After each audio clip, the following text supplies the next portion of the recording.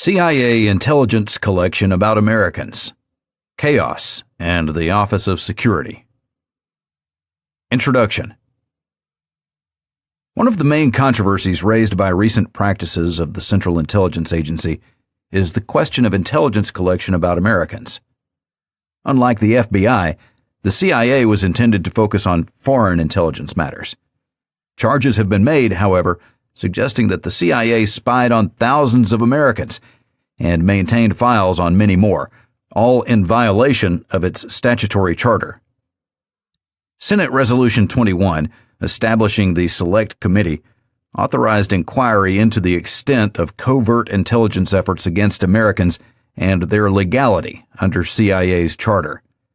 It specifically authorized review of the need for new legislation to protect American citizens and to clarify the authority of CIA. This included the tension under present law between the authority of the Director of Central Intelligence to protect sources and methods of intelligence on the one hand, and the prohibition on CIA exercising police powers and internal security functions on the other. This report discusses the results of a staff inquiry into the major CIA programs which involved collection of information about Americans, the Chaos, Merrimack, and Resistance programs, and the special security investigations undertaken by the Office of Security. A. Chaos. The most extensive program of alleged domestic spying by CIA on Americans was the Chaos program.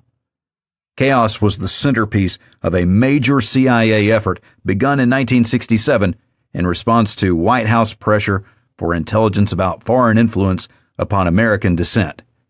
The Chaos mission was to gather and evaluate all available information about foreign links to racial, anti-war, and other protest activity in the United States. Chaos was terminated in 1974. The Chaos Office participated in the preparation of some half-dozen major reports for higher authorities, all of which concluded that no significant role was being played by foreign elements in the various protest movements. This repeatedly negative finding met with continued skepticism from the White House under two administrations and pressures for further inquiry. In response to this skepticism, Chaos continued to expand its coverage of Americans in order to increase White House confidence in the accuracy of its findings. A second major element of the Chaos operation was to pursue specific inquiries from the FBI about the activity of particular Americans traveling abroad. Chaos received a great deal of information regarding Americans from CIA stations abroad, as well as from the FBI itself. In addition, Chaos eventually received such information from its own agents who participated in domestic dissent activity in America in order to develop radical credentials as cover for overseas assignment. Chaos also obtained information about Americans from other domestic CIA components, from the CIA Mail Opening Project, and from a National Security Agency International Communications Intercept program. Footnote: these last two are the subjects of separate committee reports. End footnote. In the process, the Chaos Project amassed thousands of files on Americans, indexed hundreds of thousands of Americans into its computer records, and disseminated thousands of reports about Americans to the FBI and other government offices. Some of the information concerned the domestic activity of those Americans. B. Merrimack and Resistance. The Merrimack and Resistance programs were both run by the CIA Office of Security, a support unit of the CIA charged with safeguarding its personnel, facilities, and information. Project Merrimack involved the infiltration by CIA agents of Washington-based peace groups and black activist groups. The stated purpose of that program was simply to obtain early warning of demonstrations and other physical threats to the CIA. The collection requirements, however, were broadened to include general information about the leadership, funding, and activities and policies of the targeted groups. Project Resistance was a broad effort to obtain general background information for predicting violence which might create threats to CIA installations, recruiters, or contractors, and for security evaluation of CIA applicants. From 1967 until 1973, the program compiled information about radical groups around the country, particularly on campuses. Much of the reporting to headquarters by field offices was from open sources such as newspapers. But additional information was obtained from cooperating police departments, campus officials, and other local authorities, some of whom, in turn, were using more active collection techniques, such as informants. In addition, both Merrimack and Resistance supplied information for the Chaos program. C. Special Security Investigations. Finally, there was a group of specific security investigations undertaken either to find the source of news leaks or to determine whether government employees were involved in espionage or otherwise constituted security risks. Investigations were made of former CIA employees, employees of other government agencies, newsmen, and other private individuals in this country. Physical surveillance, electronic surveillance, mail and tax return inspection, and surreptitious entry have been used on various occasions. They were not part of a particularly organized program and were conducted on a case-by-case basis, but they raise questions about what kinds of security investigations are within the CIA's lawful authority, and also about what kinds of techniques are permissible, even when such investigations are authorized. D. The investigation. The committee's staff investigation of each of these areas has included interviews, depositions, and documentary review of available files. Each of these areas had been examined intensively by the Rockefeller Commission on CIA Activities within the United States before the Select Committee was given access to the files and to some of the persons involved. The committee staff conducted an independent review of these programs.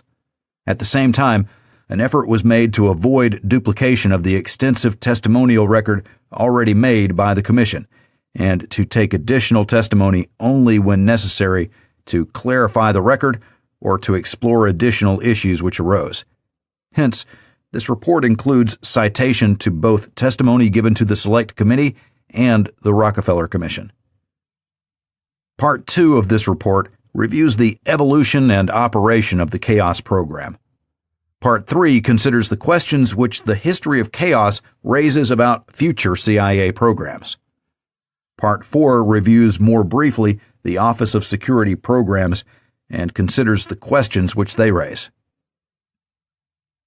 E. Summary of the issues. Before turning to the description of these programs, the remainder of this introduction summarizes the issues which these programs present for congressional decision. 3 themes are fundamental. First, to what extent did any of these activities exceed the lawful authority of the CIA under its charter in the 1947 National Security Act? The answer is not always clear. The statute's legislative history is often obscure at best. Second, what should be the extent of the CIA's authority in the future? Whatever the limits of present law, now is the time to reassess which intelligence operations impinging upon Americans are appropriate for the CIA, and which best left to others.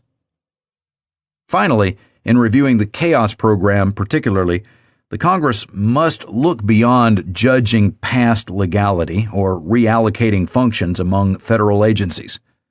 For the American citizen, the fact that his government keeps a file on his associations or monitors his travel and his advocacy of dissent is far more important than the question of which office in the bureaucracy is doing it. Ultimately, the activity discussed in this report bears on the question of what kinds of intelligence operations are proper undertakings for any part of the government. 1. Statutory authority. The legality of the CIA activity involves, first, the general positive statutory authority on which it can be used, and second, specific prohibitions which might supersede or limit the affirmative authority and responsibilities of the CIA. A. Counterintelligence. CIA's charter in the 1947 National Security Act speaks of intelligence. The legislative history establishes that this means foreign intelligence in the case of the CIA. The only explicitly specified duties of the CIA are to, quote, correlate and evaluate intelligence relating to the national security, end quote. However, the CIA's role as an intelligence gatherer was understood at the time of enactment. The provision that the National Security Council may assign CIA, quote, other functions and duties, end quote, has been accepted as implied authority for clandestine foreign intelligence collection. In addition, the legislative history of the 1947 Act and the 1949 Central Intelligence Act recognized that the CIA would perform training and other functions in the United States in support of its overseas intelligence efforts. Like foreign intelligence, the term counterintelligence is not dealt with explicitly in the 1947 Act. In the broad sense, however, counterintelligence may be viewed as one facet of, quote, foreign intelligence activities, end quote. Counterintelligence is the effort to learn about foreign intelligence activities and to thwart hostile attempts to penetrate our own intelligence activity or conduct operations against us. Organizationally, the CIA and other intelligence agencies distinguish positive intelligence collection from counterintelligence. It has long been assumed, however, that CIA's general charter in foreign intelligence includes authority for counterintelligence activity abroad. Although it was not expressly addressed by Congress during the passage of the 1947 Act, it is hard to imagine, for example, that foreign intelligence collection was implicitly authorized, but that Congress precluded CIA efforts abroad to ascertain hostile threats to the security of its own operations or to learn about enemy espionage. Treating counterintelligence as part of foreign intelligence within the meaning of the 1947 Act, the executive branch has viewed CIA as having statutory authority for the collection, collation, and evaluation of counterintelligence.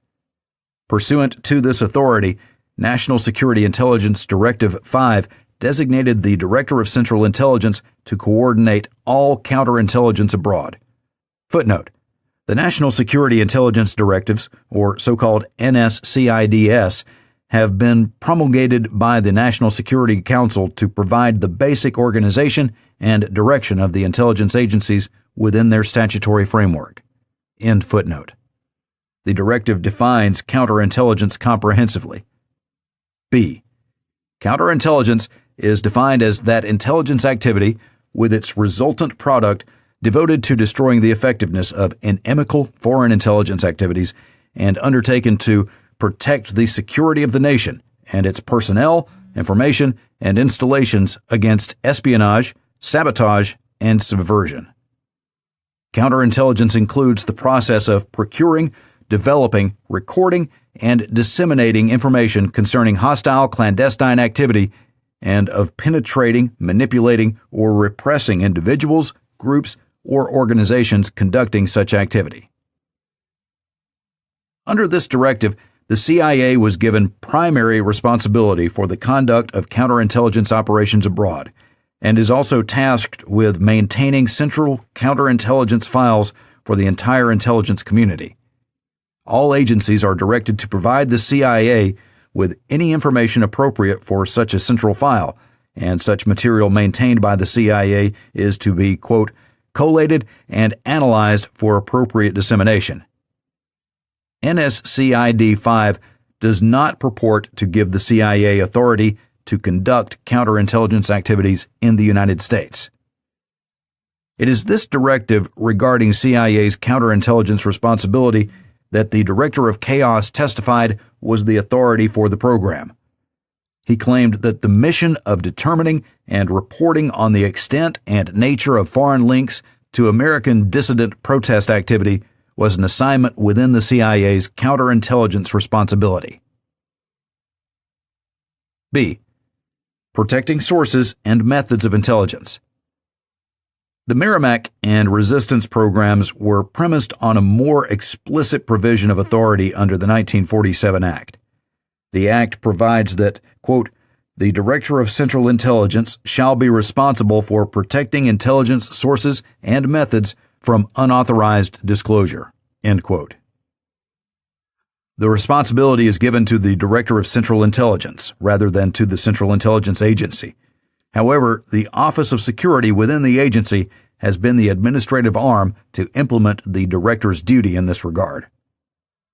This authority has been read by the CIA to authorize protection of CIA personnel and facilities against any kind of security threat, including the possibility of violent demonstrations by the public. That was the stated basis for undertaking the Merrimack and resistance programs. The legislative history of this provision suggests it was included essentially to allay the concern of the military services that the new civilian agency would not itself operate with adequate safeguards to protect the service's intelligence secrets to which the CIA gained access.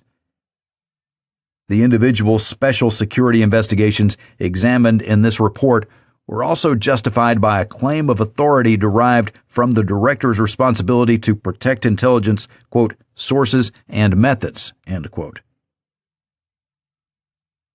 2. Statutory prohibitions.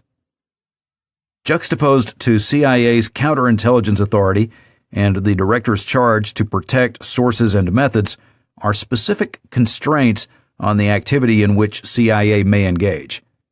The 1947 Act provides in Section 403D3, quote, that the agency shall have no police, subpoena, law enforcement powers, or internal security functions, end quote. Neither internal security functions nor law enforcement powers are defined in the statute, nor is the scope of internal security for purposes of this ban directly discussed within the legislative history.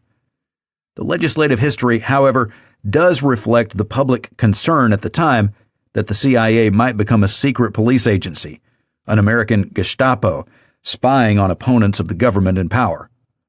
Footnote: General Vandenberg, who was then head of the Central Intelligence Group, the CIA's predecessor, testified as one of the main witnesses for the legislation. In the Senate hearings, he commented on the directive setting up the group from which the prohibition was taken. Quote, one final thought in connection with the President's directive. It includes an express provision that no police, law enforcement, or internal security functions shall be exercised.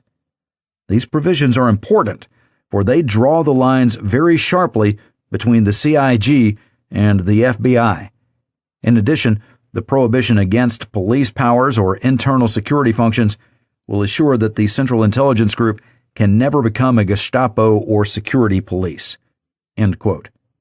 Hoyt-Vandenberg testimony, Armed Services Committee, hearings on S-758, Part 3, 1947, page 497. Another witness for the bill, Dr. Vannevar Bush, was asked during the House hearings to comment on the concern the new agency might become a Gestapo. Dr. Bush testified, quote, I think there is no danger of that. The bill provides clearly that it is concerned with intelligence outside of this country, that it is not concerned with intelligence on internal affairs. We already have, of course, the FBI in this country, concerned with internal matters, and the collection of intelligence in connection with law enforcement internally. End quote. Vannevar Bush testimony, House Committee on Expenditures in the Executive Departments, hearings on H.R. 2319, 1947, page 559. End footnote. Moreover, internal security functions are distinguished in the statutory prohibition from law enforcement and police powers, suggesting that the functions limitation covered intelligence investigation and not merely arrest or prosecution. Thus, one purpose of the section was to prevent this new foreign intelligence organization from investigating American citizens. 3. Questions raised by chaos. When does CIA collection and use of information about Americans exceed its authority to engage in foreign intelligence work, including counterintelligence? And when does it violate the specific ban on the CIA performing internal security functions? A review of chaos reveals the blurred line between permissible foreign counterintelligence and prohibited internal security. Traditionally, the concept of internal security has not been confined to groups which were considered purely domestic. It has included inquiry into the foreign connections of domestic groups considered to pose an internal security threat. Indeed, the preeminent internal security concern of the late 1940s was communist subversion of the government aided or directed from abroad. Footnote: the concern about wholly domestic internal security threats from groups deemed completely independent of any foreign influence is a fairly recent development. End footnote. Therefore, if the CIA's counterintelligence authority is broadly construed to include examining ties between domestic groups and foreign elements, there is a question whether such authority is consistent with the specific prohibition on internal security functions. The Chaos Program presents these questions with respect to both the overall mission undertaken by the CIA and the specific tasks which the CIA performed. Quote, CIA received and maintained considerable information about the domestic activities and relationships of American individuals and organizations. Much of that material was collected in the first instance by the FBI, police, or other confidential sources who turned it over to the CIA.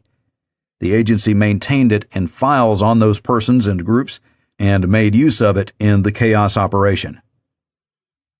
The CIA prepared several analyses of student dissent in America and other reports which included material of domestic protest activities. Undercover agents of the Chaos Program, while in the United States in preparation for overseas assignment or between assignments, provided substantial information about domestic activities of dissident groups, as well as information providing leads about possible foreign ties. In a few instances, the CIA agents appear to have been encouraged to participate in specific protest activity or to obtain particular domestic information. End quote. Even if the basic mission of chaos was appropriate for the CIA, the question remains whether the way in which the CIA implemented that mission should be permitted. Another aspect of this issue is the degree to which the CIA assisted the internal security operations of the FBI. Much of the chaos arrangements for coverage of Americans abroad was in response to specific FBI requests. The CIA also gave the FBI considerable information about the activities of Americans here, not limited to evidence of crimes which had been developed in the course of the chaos operation. Thus, a separate question is the point at which CIA assistance to the FBI's internal security investigations may constitute participation in a forbidden function. Finally, chaos raises a fundamental question about the kind of intelligence investigations by any government agency which are acceptable to a free society. Should investigating foreign control of domestic dissent be done through screening Americans to see if their international travel or contacts reflect hostile foreign direction? Or should the government be able to investigate the foreign connections of Americans only when substantial indication of illegal conspiracy is acquired in the course of counterintelligence work against the hostile foreign elements themselves? 4. Questions raised by the Office of Security Programs. The questions raised by the Office of Security Activities are the scope and limits of the Director's authority to protect intelligence sources and methods. Does that authority include a general mission to protect the physical security of the CIA against violent domestic disorder? What are the Director's responsibilities and legal authority to safeguard intelligence activities through investigations of personnel from other government agencies or private citizens? What is his proper role with respect to CIA employees? And what techniques may he employ to detect and counter those threats which are within that authority? In addition, the Sources and Methods Authority under the 1947 Act must be considered in conjunction with the restraints expressly imposed on the CIA. Is the director's power to protect sources and methods limited by the denial to the CIA of law enforcement and police powers and internal security functions?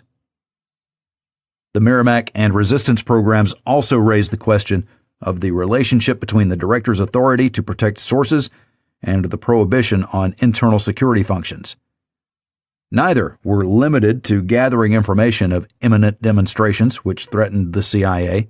Both programs involved collection of intelligence on dissident activity generally, and both suggest that the, quote, protection of sources and methods, end quote, read broadly, can become a mandate to scour the society for possible threats to the CIA, thereby rendering meaningless the ban on performing internal security functions. Part 2. History and Operation of Chaos. A. Background. Operation Chaos was not an intelligence mission sought by the CIA. Presidents Johnson and Nixon pressed the director of CIA, Richard Helms, to determine the extent of hostile foreign influence on domestic unrest among students, opponents of the Vietnam War, minorities, and the, quote, new left, unquote. By all the testimony and available evidence, it was this pressure which led to the creation and expansion of a special office in the CIA to coordinate the efforts to respond. The decisions to initiate the Chaos program and subsequently to expand the effort were made in the context of increasing domestic unrest in the United States. The nonviolent policy of civil rights efforts in the first half of the 60s was being challenged by militant, quote, black power, end quote, advocates urging confrontation with the white majority. On July 29, 1967, following serious disturbances in the nation's cities, which comprised the worst period of racial riots in American history, President Johnson had established the National Commission on Civil Disorders, the Kerner Commission, to investigate their origins. Organized demonstrations and international conferences protesting America's role in the Vietnamese War also became an increasing concern to the government. In April 1967, there were large anti-war demonstrations in San Francisco and New York. In May, the International War Crimes Trials, sponsored by Bertrand Russell in regard to U.S. activity in Vietnam, began in Stockholm. In July 1967, there was a major international conference of peace groups in Stockholm. In September, a wide range of American activists and domestic peace groups, student and black organizations met with groups from other countries who were opposed to American involvement in Vietnam, including North Vietnam and Bratislava, Czechoslovakia. Finally, on October 21, 1967, there were large-scale protest activities in Washington, including a march on the Pentagon, and worldwide demonstrations of support for opposition to continued American involvement in Vietnam. Government concern about domestic unrest continued throughout 1968, with riots following the death of Martin Luther King in April, continuing student violence at campuses from coast to coast, stepped-up anti-war protest activity, and violence at the National Democratic Party convention in Chicago. During the remaining 5 years for which the Chaos program lasted, 1969 to 1974, racial disorders diminished, but the intensity of anti-war demonstration and student violence increased and then subsided after 1972. B. Authorization of chaos. Against this backdrop of unrest, the CIA's systematic investigation of possible foreign involvement began with 2 assignments made by Director Richard Helms in the late summer and fall of 1967. In August, Helms established a program to coordinate and improve the CIA's coverage abroad of American dissidents. Helms does not claim a specific presidential request for a new CIA program in this area. Rather, Helms testified that he was acting in general response to President Johnson's insistent interest in the extent of foreign influence on domestic dissidents. Helms testified that, quote, President Johnson was after this all the time. I don't recall any specific instructions in writing from his staff, particularly, but this was something that came up almost daily and weekly, end quote. Helms summarized his response to the presidential overtures, quote, But what I am attempting to say is that when a president keeps asking if there is any information, how are you getting along with your examination? Have you picked up any more information on these subjects? It isn't a direct order to do something, but it seems to me it behooves the Director of Central Intelligence to find some way to improve his performance or improve his agency's performance. And the setting up of this unit was what I conceived to be a proper action in an effort to see if we couldn't improve the agency's performance in this general field. End quote. The Deputy Director of Plans, Thomas Karamessines, also testified to his understanding of the White House pressures precipitating chaos. As a result, Helms sought to have the CIA try to pull together all the pertinent information already being received and to use the resources available for better intelligence coverage. Within CIA, there is no written directive from Helms to Karamessines, his deputy for the Plans Directorate, to establish the Chaos Program. Footnote: the program did not become known as Chaos until a year after its inception, but for continuity, it is so referred to throughout this report. End footnote. The first recorded authorization is an August 15, 1967 memorandum from Karamessines to James Angleton, Chief of the Counterintelligence Staff. Karamessines' memorandum refers to discussions earlier that day among himself, Angleton, and Helms, and asks Angleton to designate a staff officer to run the program. The memorandum contemplated the conduct of operations to collect intelligence.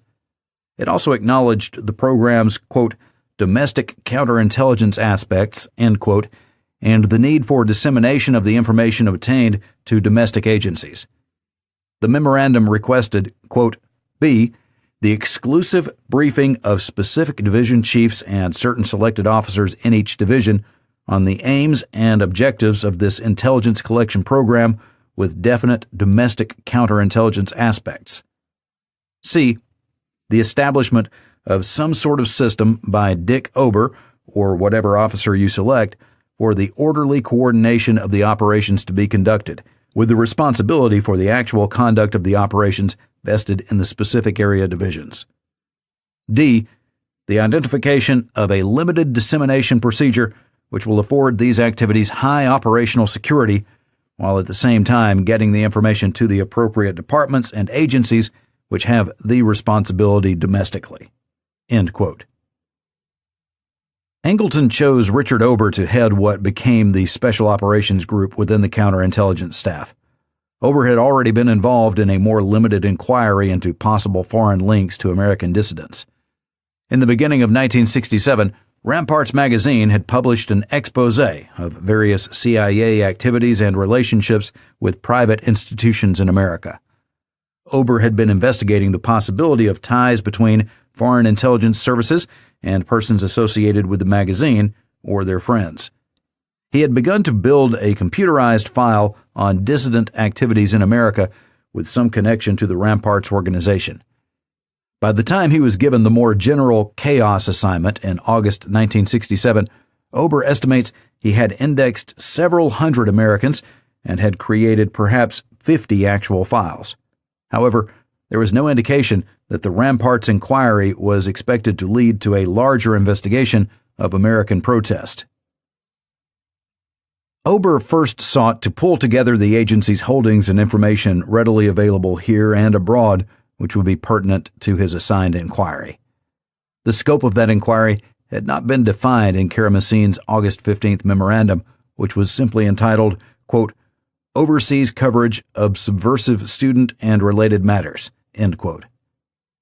The first direct statement of the target was included in an August 31st cable to the field describing the collection requirement. Quote, in light of recent and current events which of major interest and deep concern to highest levels here, Headquarters has established a program for keeping tabs on radical students and U.S. Negro expatriates, as well as travelers passing through certain select areas abroad. Objective is to find out extent to which Soviets, Chicoms, and Cubans are exploiting our domestic programs in terms of espionage and subversion. High sensitivity is obvious." End quote.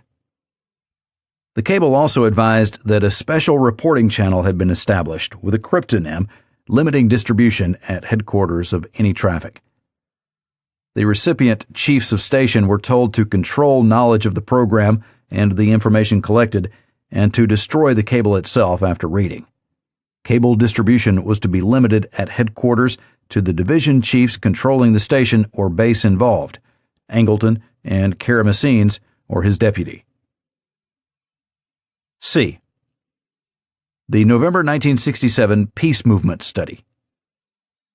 CIA's inquiry into foreign ties of American dissidents intensified at the end of October 1967. This time, responding to a specific White House request, Helms directed CIA to produce a study on the, quote, international connections of the U.S. peace movement, end quote. Footnote. There is no written record of this request, but Helms's transmittal note to President Johnson states, quote, "Here is the study of the U.S. peace movement you requested," end quote. End footnote. Presumably, this request was precipitated by the October 21st demonstrations and arrests at the Pentagon and the worldwide anti-war demonstrations on the same day. Ober testified that the scope of his own operation soon came to include anti-war activists, as well as student radicals and black nationalists. But it was his participation in the October CIA study for the president which firmly set Vietnam protest as a major target of the Chaos Office's efforts. The study was written by the Intelligence Directorate of the agency. Footnote. The Intelligence Directorate is the component with the primary analytical and evaluation responsibilities in the CIA. End footnote. Ober coordinated the plan's directorate contribution and the receipt of material from the FBI and other federal agencies. Both the peace movement and foreign connections were broadly defined.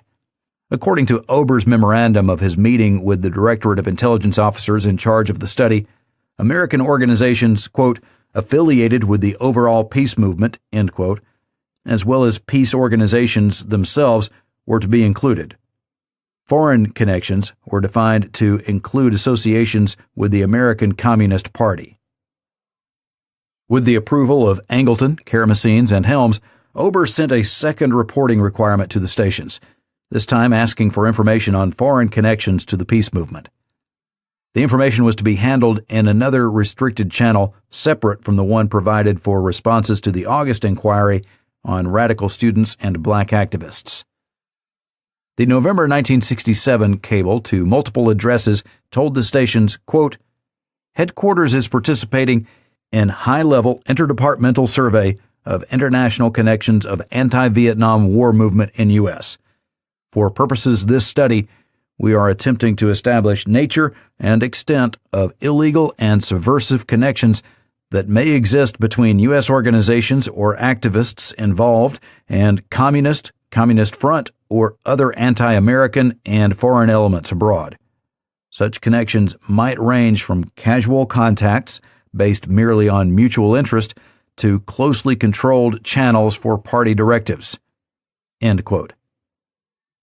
Since Director Helms had asked for the report within 2 weeks, the stations were asked only to furnish information on hand or readily available. The conclusions of the review were essentially negative. The study noted that the diversity and loose structure of the peace movement in America permitted the more active leaders to coordinate some of the activities on an international scale, and it cited the simultaneous demonstrations on October 21st, both here and abroad. But the CIA found little evidence of actual foreign direction or control, or evidence that any international dialogue went beyond consultation and coordination. However, these conclusions were implicitly tentative. Director Helms's letter of transmittal to the President states reservations about the adequacy of the intelligence community's coverage of the target. Quote, "From this intimate review of the bulk of the material on hand in Washington, we conclude that there are significant holes in the story. We lack information on certain aspects of the movement, which could only be met by levying requirements on the FBI. First, we found little or no information on the financing of the principal peace movement groups. Specifically, we were unable to uncover any sources of funds for the costly travel schedules of prominent peace movement coordinators, many of whom are on the wing almost constantly. Second, we could find no evidence of any contact between the most prominent peace movement leaders and foreign embassies, either in the U.S. or abroad. Of course, there may not be any such contact, but on the other hand, we are woefully short of information on the day-to-day activities and itineraries of these men. Finally, there is little information available about radical peace movement groups on U.S. college campuses. These groups are, of course, highly mobile and sometimes even difficult to identify, but their more prominent leaders are certainly visible and active enough for monitoring. D. Operation of the Chaos Program and related CIA projects. The assignment of responsibility to Ober in August 1967 and the CIA's study of the peace movement in November set the initial pattern of the agency's inquiry into foreign powers and American dissidents. Ober's office served as the focal point and clearinghouse for agency efforts on this question, and along with the analysts in the Intelligence Directorate, provided the expertise for Director Helms to respond to the White House interest. As it developed, the Chaos mission included 3 related tasks. 1.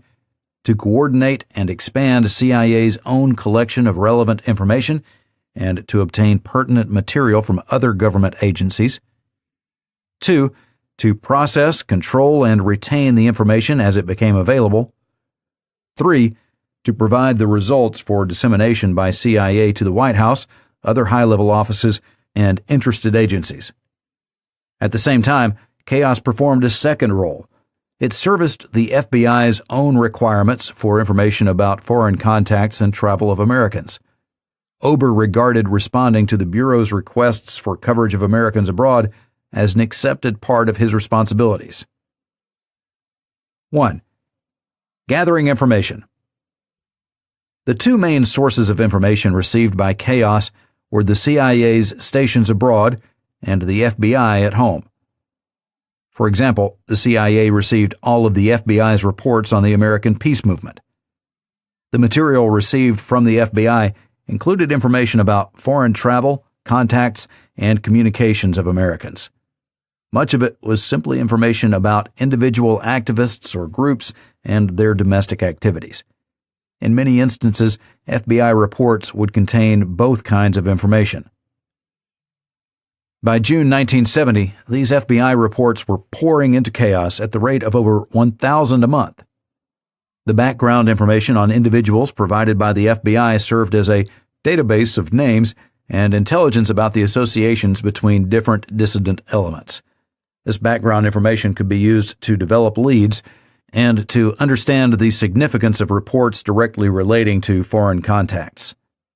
The other basic source of information was the reporting from the CIA's overseas stations. Using the Special Reporting Channel, the stations supplied reports from their own assets and also supplied whatever Chaos information was obtained from the liaison with local intelligence services. On June 25, 1968, a message was sent to various European stations advising that recent high-level discussions had underscored the need for increasing the coverage of American black, student, and anti-war dissidents abroad. The stations were asked to engage friendly foreign intelligence services more fully in that effort. Headquarters said that foreign intelligence services covering their own dissidents might be able to provide more information on the foreign contacts of American citizens. The cable was followed shortly by another multi-station message which repeated the general reporting requirements as follows. Quote, "As many of you know, Headquarters is engaged in a sensitive, high-priority program concerning foreign contacts with U.S. individuals and organizations of the radical left. Included in this category are radical students, anti-war activists, draft resistors and deserters, black nationalists, anarchists, and assorted new leftists. The objective is to discover the extent to which Soviets, Chicoms, Cubans, and other communist countries are exploiting our domestic problems in terms of subversion and espionage. Of particular interest is any evidence of foreign direction, control, training, or funding." End quote. The cable also directed even tighter control over the reporting procedures. The two previously separate channels for reporting information on anti-war and on black or student activists were combined into the single restricted handling cryptonym Chaos. Information supplied Chaos by the stations was of two types. First, there was the general outstanding requirement for any intelligence pertinent to the Chaos mission as defined in the basic cable instructions. Second, the stations were asked to respond to specific inquiries. Such requests from Ober might relate to an upcoming international conference or the activities of a particular foreign person suspected of being involved in efforts to influence American unrest. Frequently, these special inquiries were triggered by travel of particular Americans to the area and a Chaos request for coverage of their activities and contacts. 2. Processing, storage, and control of Chaos information. As the material flowed into Chaos from stations, domestic CIA components, and the FBI, it was analyzed, indexed, and filed. Every name of individuals and organizations was extracted and referenced in the central Chaos computer system known as Hydra. This system served as the reference index to all of the office's holdings. If a report on one individual referred to others, their names would be indexed also. Any information which was received about an individual for whom Chaos maintained a file went into his file. There was no winnowing of the material before its entry into the permanent record system of Chaos. Once the information was indexed and filed, the Hydra computer system permitted its prompt retrieval. By checking a name in Hydra, one could find all the cables, memoranda, or other documents referring to that individual, whether he was the subject of the material or merely mentioned in passing. It should be emphasized, however, that Chaos did not maintain a separate file on every American whose name was indexed in the computer. In many instances, the computer would refer a searcher to the file of another person or some other Chaos holdings in which the subject individual was mentioned, but there was not enough material to open a file. Thus, there were an estimated 300,000 Americans indexed in Hydra, but only an estimated 7,500 Americans for whom actual files were maintained. Footnote: in addition to the distinction between files and names indexed, the varying figures as to the number of Chaos files reflect other ambiguities. For example, the file on many individuals and groups ran several volumes, sometimes 10 or more for the active leaders and organizations. Thus, the Rockefeller Commission cites 1,000 files on private organizations, while the CIA notes that these multiple files actually were maintained on only 107 groups. End footnote. The tight control maintained over communication of Chaos information from the CIA's stations was continued at headquarters. The special reporting channel and restricted handling assured that the cable traffic would be seen only by a few high-level officials in the area divisions of the plan's directorate, Karamessines, Angleton, and their deputies or designees. Tight security was maintained over the information deemed most sensitive, even within the Chaos office itself. The information in the Hydra computer system was compartmented into several layers of increasing sensitivity and correspondingly more restricted access. Only Chaos officers cleared for access to the more restricted streams of information could retrieve the items on an individual which involved sensitive sources and methods or other tightly held intelligence. 3. Reporting by CIA. CIA disseminated the information gathered on foreign ties of American dissidents in three forms: major studies prepared for the president, special reports for the White House and other senior officials on individual items of information, and routine reporting to the FBI. A. Studies. On November 20, 1967, at the request of Director Helms, the CIA began an investigation of demonstration techniques, both here and abroad. On December 21, 1967, Helms sent President Johnson a follow-up review of the November study on the United States peace movement. On January 5, 1968, Helms sent to the White House an interim study of, quote, student dissent and its techniques in the U.S., end quote, quote, which is part of our continuing examination of this general matter. It is an effort to identify the focus of student dissent and how widespread it is, end quote. The 40-page paper dealt exclusively with American student activists, and the bulk of it contained much the same kind of material on the Students for a Democratic Society, SDS, that formed the chapter of Restless Youth, CIA produced a year later. Student dissent briefly noted that Communist front groups did not control the student organizations and that American student groups had not forged significant links with foreign radicals. The report concentrated on domestic matters and analyzed the makeup, strength, motivation, strategy, and views of the American students.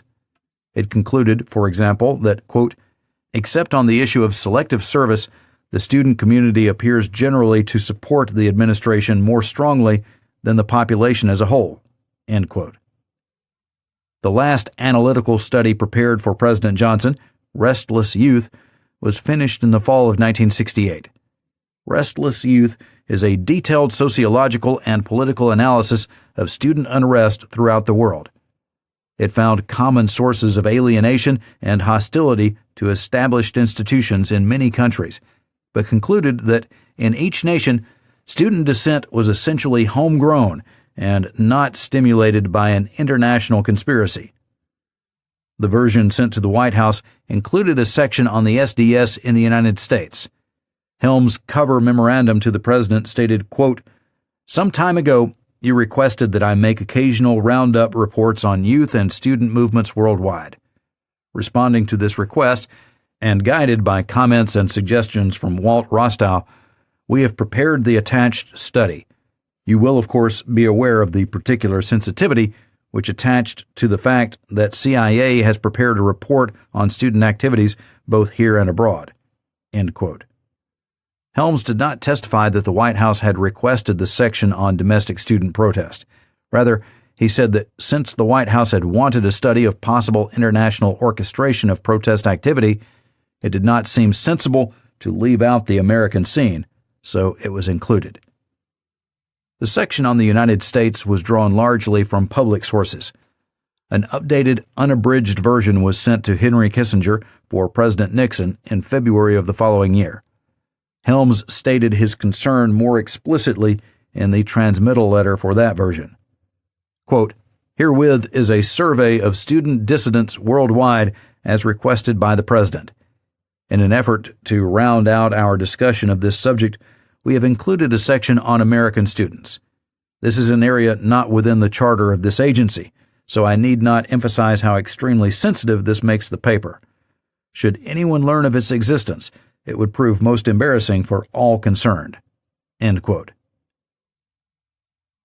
This first series of studies for the White House were all prepared by the CIA's Intelligence Directorate, with continuing assistance from Chaos and providing material from overseas stations, other CIA components, and the FBI. Footnote. In other words, the procedures used in the first peace movement study were continued in this period. End footnote. The Chaos Office itself only began to produce the studies itself following further White House requests in the summer of 1969, discussed below. Copies of the material collected for the 1967 and 1968 studies on the peace movement and on student dissent, however, were also indexed and retained by the Chaos operation for its own files. B. Special reports. In addition to the formal studies CIA prepared for the president, Ober prepared occasional reports, so-called memoranda, of particularly sensitive or timely intelligence items for high-level distribution to the White House, the Attorney General, Secretary of State, and similar officials. During the entire history of chaos, there were 34 such memoranda. The content of memoranda varied. They included, for example, information that a foreign government was making a grant to a dissident protest group in America, information regarding a reported kidnapping and murder plot against high government officials, and information about speeches made by radical leaders while abroad. Essentially, these were one-shot reports about some contact or cooperation between foreign elements and American radicals, rather than an analysis of such links. One or two of the earliest memoranda did deal with plans for domestic protests. In connection with the anticipated demonstrations in Washington at the end of October 1967, Helms had requested all available information to be furnished the administration. Quote, "In any event, I want to be sure that any information you gentlemen acquire through whatever channels is promptly passed to appropriate federal authorities, including the White House, the Secret Service, the FBI, and anyone else who counts. I am under the impression that this may turn out to be a humdinger, and I want to ensure that we have clean hands in passing along any information that we turn up in the normal course of business." End quote. On October 10th, the CIA distributed a memorandum to the White House recounting, quote, "unevaluated information," end quote, about alleged plans for racial disturbances at the time of the October 21st demonstrations and the alleged involvement of a particular black leader. Richard Ober, at the request of Director Helms, also provided the Kerner Commission with a series of 26 reports. The executive order establishing the commission had directed all agencies, to the extent permitted by law, to provide information and otherwise assist its efforts. The material supplied by the CIA primarily consisted of reports on overseas travel and statements by American black leaders and allegations of foreign efforts to exacerbate racial unrest in America. However, they included some of the early memoranda on reported plans for domestic disorders, which appear to be from domestic sources and to have little relevance to the question of foreign links. C. Dissemination to the FBI. By far the main tangible product of chaos was extensive dissemination of raw reports to the FBI. Information deemed of interest to the Bureau was put in memorandum form and sent through special channels directly from the Chaos Office to the FBI. In many instances, it was information about Americans which Chaos had sought in response to a specific FBI request. Most typically, the Bureau would notify Ober that it wished coverage of Americans whose overseas travel it had learned about in advance. In addition, Chaos obtained information pursuant to its general collection requirements from stations abroad, and wholly domestic information about dissident activities obtained in the course of its operations. This, too, was disseminated to the FBI if it was deemed pertinent to the Bureau's concerns about such Americans. Ober testified that he regarded any names in reports sent to Chaos by the FBI as a standing requirement from the FBI for information which Chaos obtained about those persons. E. 1969 expansion of Chaos.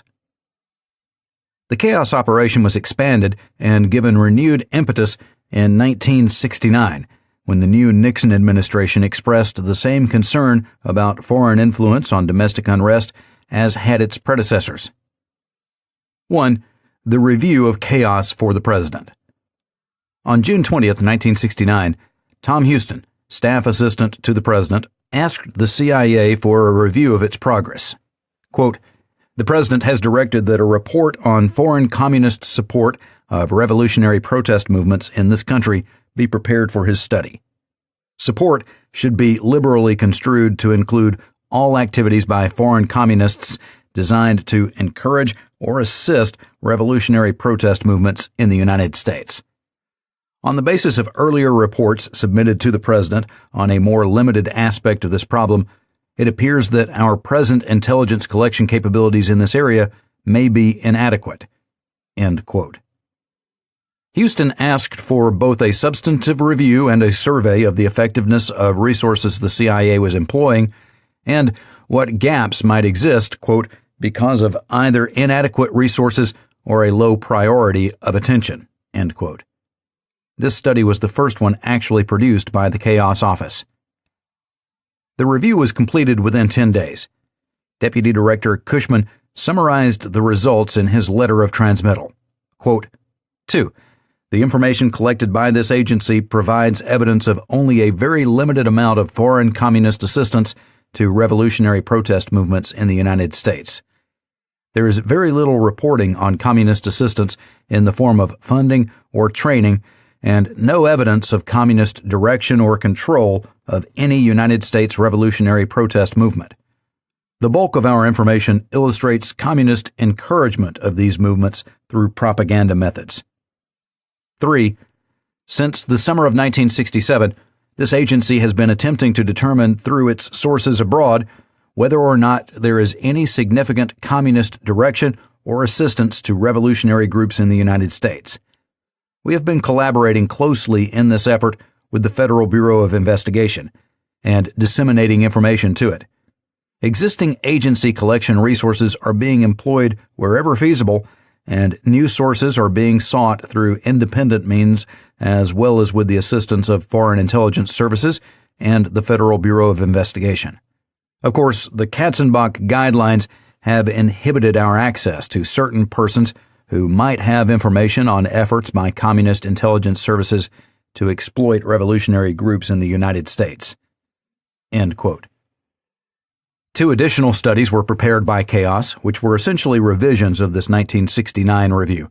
In 1970, as part of the CIA contribution to the work of the Interdepartmental Committee on Intelligence, which led to the so-called Houston Plan, Chaos prepared an update of the 1969 study. A similar revised version was prepared in 1971. The 1971 report, quote, "Definition and Assessment of Existing Internal Security Threat, Foreign," end quote, concluded that hostile foreign governments were committed to exploiting United States unrest as much as possible. But, apart from a few isolated instances, the study concluded that the main assistance was still in the form of exhortation and encouragement through international conferences and statements of support by foreign figures. The summary of foreign communist influence on the New Left and radical student groups stated, quote, "There is no evidence, based on available information and sources, that foreign governments, organizations, or intelligence services now control U.S. New Left movements and/or are capable at the present time of directing these movements for the purpose of instigating open insurrection or disorders, for initiating and supporting terrorist or sabotage activities, or for fomenting unrest and subversion in the United States Armed Forces, among government employees, or in labor unions, colleges and universities, and mass media. In summary, foreign funding, training, propaganda, and other support does not now play a major role in the U.S. New Left. International fronts and conferences help to promote New Left causes, but at present, the U.S. New Left is basically self-sufficient and moves under its own impetus." End quote. Footnote. Report, Definition and Assessment of Existing Internal Security Threat, Foreign, January 5, 1971, pages 1 through 3. Thereafter, Richard Ober also used the Chaos Office to prepare the CIA contributions on foreign aspects of domestic unrest for the Intelligence Evaluation Committee established in the wake of the aborted Houston Plan. See Houston Plan Report. End footnote. The conclusions with regard to black activists were the same. Following the Houston Memorandum of June 1969, questioning the adequacy of the CIA's efforts, the Chaos program was expanded to develop better sources of information and an improved capability to process it. In September, Helms issued a memorandum regarding Chaos to the heads of the directorates. Helms told the deputy directors that he had, quote, "recently reviewed the agency's efforts to monitor those international activities of radicals and black militants which may affect the national security. I believe that we have the proper approach in discharging this sensitive responsibility, while strictly observing the statutory and de facto proscriptions on agency domestic involvements." End quote. The memo acknowledged overlapping interests of several CIA components in this area, but made clear that Ober had the principal operational responsibility for coordinating collection efforts. Helms specifically requested that Ober be provided with trained analysts to process a large backlog of undigested data and skilled operations officers. In the fall of 1969, Chaos began to develop 2 additional programs to increase its sources of information. The first was a domestic collection program undertaken by the Domestic Contact Service. Footnote: At that time in the Intelligence Directorate, the unit has since been renamed Domestic Contact Division and returned to the Operations Directorate. Its main mission is the collection of foreign intelligence information in the United States from witting Americans. In connection with that role and other tasks which support CIA's foreign operations, many DCS field offices have developed a network of confidential sources and contacts with local authorities. They are also openly listed in the phone book and would receive any walk-ins or phone calls from citizens to the CIA. End footnote. In the second, Chaos developed its own agents, who were trained in the United States and then sent on reporting missions abroad. 2. Domestic Contact Service. In early 1969, Domestic Contact Service, DCS, was receiving an increasing volume of field reports on black militant activity. Some of the material related to possible foreign association and had been routinely sent in by the field offices. On March 10, 1969, in order to channel and control this material, DCS opened a new case on activities of black militants, here and abroad.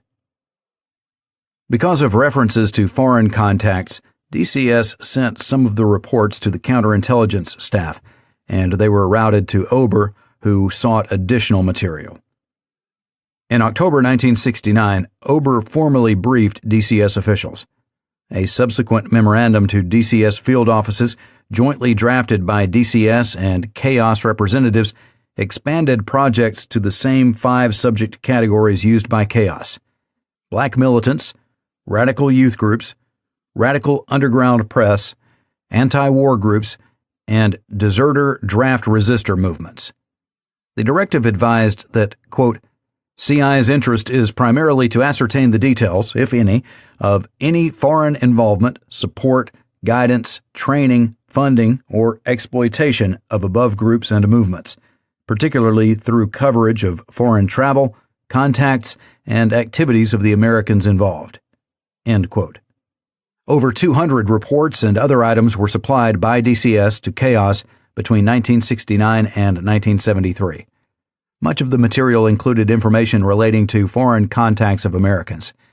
Some contained operational leads to potential sources who might be willing to collect information when they went overseas.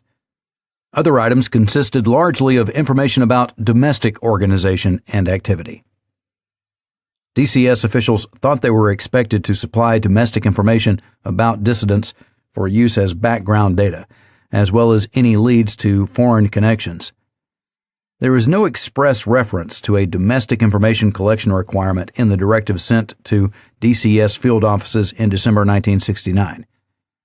But the Deputy Chief of Chaos testified that his office had indicated their appreciation to DCS for such material, which helped build the Chaos database. Moreover, whatever the formal written requirements, Chaos made specific requests for domestic materials and, in other instances, made follow-up requests based on items which DCS field offices had sent in. For example, Chaos asked the Chicago field office for information on the, quote, 28 co-conspirators, end quote, of 12 SDS members who had been locally indicted for the Weathermen riots in Chicago the previous fall. This was supplied, as well as subsequent coverage of the legal proceedings. Another chaos request resulted in a DCS field office obtaining from confidential sources a large report prepared by a state investigating commission on radical demonstrations in that state. The Chaos Office thanked DCS for one early report on the domestic political activities of a black leader and asked for additional information available. In the beginning of 1971, however, after expressions of uncertainty about the program from the field, DCS officials sought a revised written requirement stating both a primary interest in foreign-related information and a secondary chaos interest in background information of a domestic nature. DCS claimed this was merely intended to confirm the prior practice based on oral requests from chaos.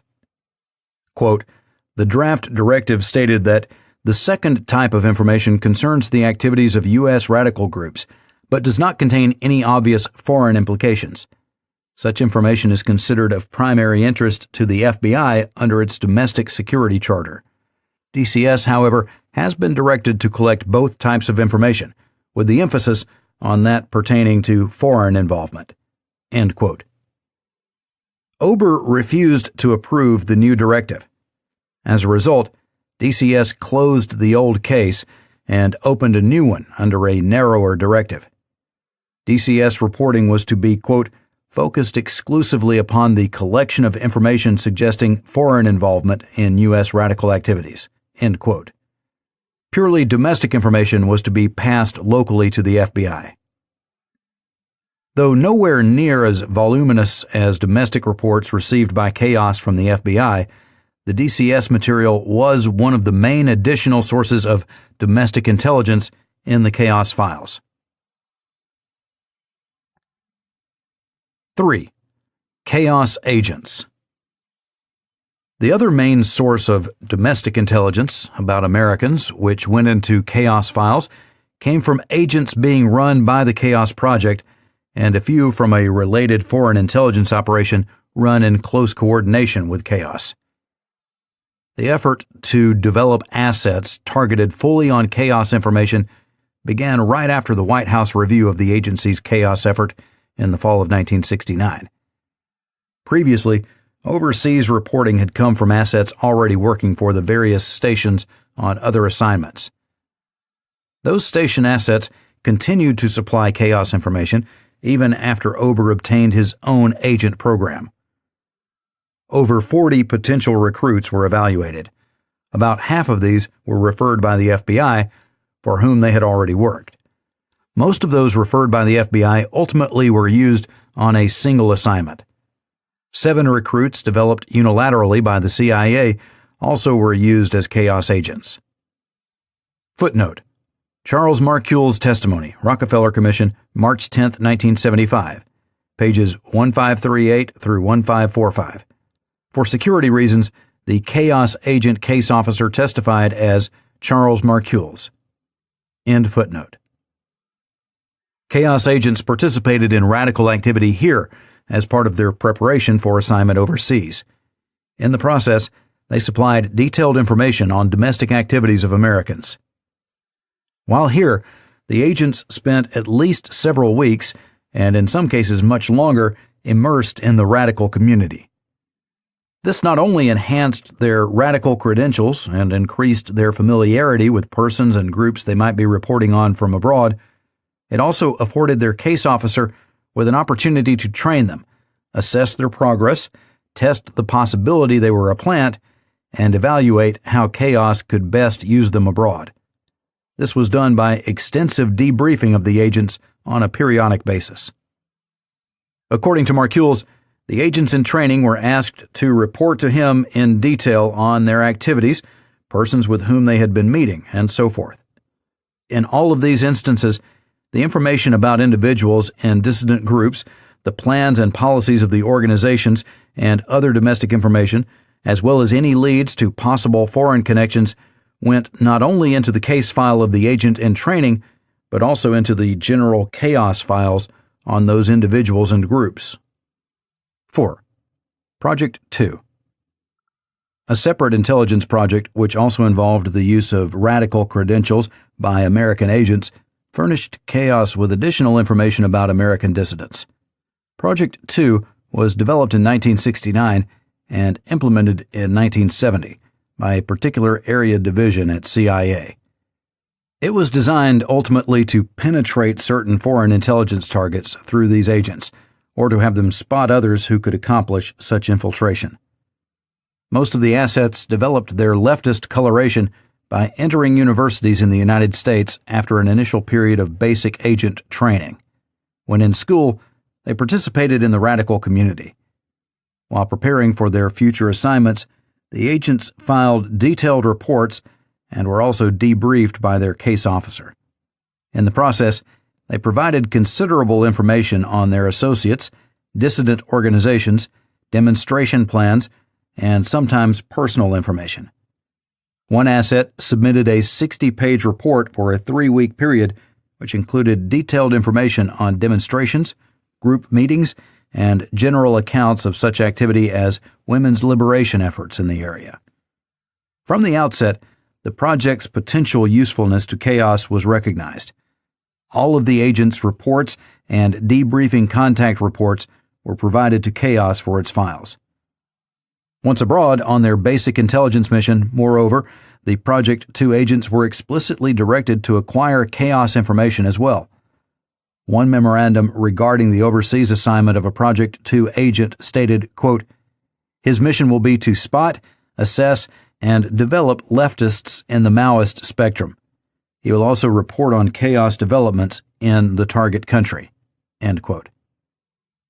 One Project 2 agent became affiliated with an American dissident group in the foreign country, which was directing its activities at personnel of American bases in that area. He began to report on both the native, quote, radical left and the American radical left, end quote. 5. Provision to chaos of NSA and mail intercepts. When chaos was in full-scale operation, it also was receiving information from the CIA's mail intercept program and the interception of international communications by the National Security Agency. The CIA mail project was run by another unit within the counterintelligence staff. Chaos supplied that office with a list of 41 individuals and organizations for specific inclusion in the so-called watch list, used as one basis for intercepting international mail. The names provided by Chaos were to be sent to the point of interception in the field, and not merely to be used to screen mail which had independently been selected and had already arrived at the project office and headquarters. Chaos also supplied lists of individuals and organizations to the National Security Agency for inclusion in its watch list. In addition, Chaos had access to more general distributions of communications intelligence involving Americans, which were received by the CIA from NSA. F. Reduction, limitation, and termination of chaos. 1. Reduced reporting priority. With the decline of student demonstrations and anti-war activity in the latter part of 1972, the intensity of the chaos effort declined. A cable to several stations advised that general reporting of information regarding foreign contacts of the New Left was no longer a high priority, although routine coverage was to be maintained in order to preserve a, quote, residual counteraction capability for possible future use, end quote. The cable noted that a high priority would continue with regard to foreign connections of New Left individuals or groups advocating or engaging in violence. 2. Reaction to Inspector General's survey.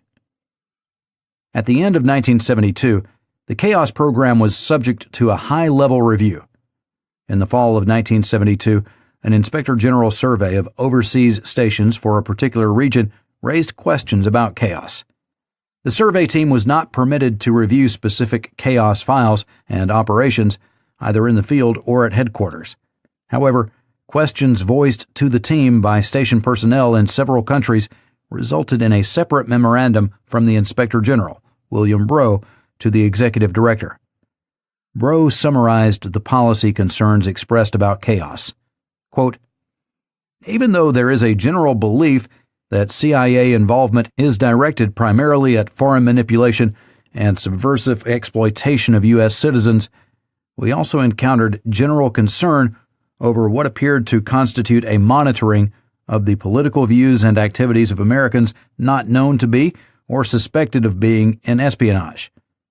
Occasionally, stations were asked to report on the whereabouts and activities of prominent persons whose comings and goings were not only in the public domain, but for whom allegations of subversion seemed sufficiently nebulous to raise renewed doubts as to the nature and legitimacy of the MH Chaos program." End quote. On a practical level, the stations had complained about the burden of seeking information from the liaison service on behalf of the FBI when the local or nearby FBI representative had also requested the same information from the liaison directly. Bro's memorandum caused a review of the chaos operation by Karamessines, Helms, William Colby, who was then the executive director, comptroller of the CIA, and other senior officials. In addition to improving coordination with the FBI and briefing overseas officers with a misunderstanding of chaos, Helms also directed that thereafter, quote, "a clear priority is to be given in this general field to the subject of terrorism. This should bring about a reduction in the intensity of attention to political dissidents in the United States not or not apt to be involved in terrorism. On a secondary level, continued discreet coverage will be maintained of counterintelligence matters, including the possible manipulation of American citizens by foreign intelligence services or their actions abroad of counterintelligence interest." End quote. Ober had already taken on the additional duties of coordinating the CIA's efforts to combat international terrorism the previous summer. In 1973, the Chaos program was transferred from the counterintelligence staff to the newly formed operations staff within the Plans Directorate. On May 9, 1973, CIA Director James Schlesinger requested an inventory of all questionable activities in which the CIA might have engaged.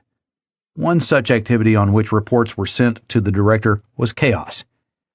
On August 29, 1973, William Colby, who had succeeded Schlesinger as director, issued a series of instructions regarding the questioned programs and activities. His directive in regard to chaos limited the CIA's own operations to focus more narrowly on collecting information about foreign nationals and organizations, rather than the Americans with whom they might be in contact. Quote, Memorandum. Subject, chaos. Chaos is restricted to the collection abroad of information on foreign activities related to domestic matters. CIA will focus clearly on the foreign organizations and individuals involved and only incidentally on their American contacts. As a consequence, CIA will not take on the primary responsibility for following Americans abroad, although CIA can accept a request by the FBI to be passed to an appropriate liaison service in a foreign country for the surveillance of such an American and the transmission of the results back to the FBI. It must be plainly demonstrated in each such transmission that the CIA is merely a channel of communication between the FBI and the appropriate foreign service and is not to be directly engaged in the surveillance or other action against the American involved. End quote. 3. Termination of chaos. Chaos was terminated as a specified collection program in March 5, 1974, by order of Director Colby. The cable announcing this to the stations also stated guidelines for future activity involving Americans. Quote, 1. This message is to notify you of the termination of the Chaos program and to provide guidelines under which HQS has been operating for some time on certain activities formerly included in Chaos. 2. Guidelines. All collection takes place abroad. Collection is restricted to information on foreign activities related to domestic matters. CIA will focus clearly on the foreign organizations and individuals involved and only incidentally on their American contacts. In doing this, the following will apply. A. Whenever information is uncovered as a byproduct result of CIA foreign targeted intelligence or counterintelligence operations abroad, which makes Americans abroad suspect for security or counterintelligence reasons, the information will be reported by CIA in the following manner. 1. With respect to private American citizens abroad, such information will be reported to the FBI. 2. With respect to official U.S. personnel abroad, such information will be reported to their parent agency's security authorities and to the FBI if appropriate. In both such cases, under this subparagraph, specific CIA operations will not be mounted against such individuals. CIA responsibilities thereafter will be restricted to reporting any further intelligence or counterintelligence aspects of the specific case which come to CIA attention as a byproduct of its continuing foreign targeted operational activity. If the FBI, on the basis of the receipt of the CIA information, however, specifically requests further information on terrorist or counterintelligence matters relating to the private American citizens involved in the specific case, CIA will respond according to the guidance in subparagraph B below. In performing these functions, CIA will be discharging its responsibilities for primary foreign counterintelligence collection abroad, particularly as assigned it under paragraphs 1B and 3B of NSCID 5. B. CIA may respond to written requests by the FBI for clandestine collection abroad by CIA of information on foreign terrorist or counterintelligence matters involving private American citizens. Such collection activity may involve both liaison services and unilateral operations.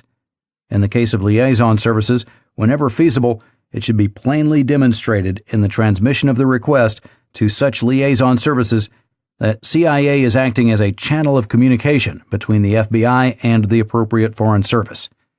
Any unilateral operational activity will require specific prior approval of the DDO, and the DCI will be advised thereof. Pertinent information obtained will be provided by CIA to the FBI." End quote. A new restricted channel cryptonym was provided for the controlled reporting and handling of information relating to Americans, which was furnished pursuant to these guidelines. At the same time, domestic offices of the CIA were sent a copy of the cable to stations with the additional guidance that the cable was specifically restricted to information obtained abroad. Quote, "If, as a byproduct of ongoing activities, incidental information is received on U.S. citizens and it is determined that such information is inimical to U.S. interests or the base feels that the incidental information should be reported to headquarters, they should do so via appropriate staff channels with a priority indicator. Headquarters will make the final determination as to disposition of any information which is received."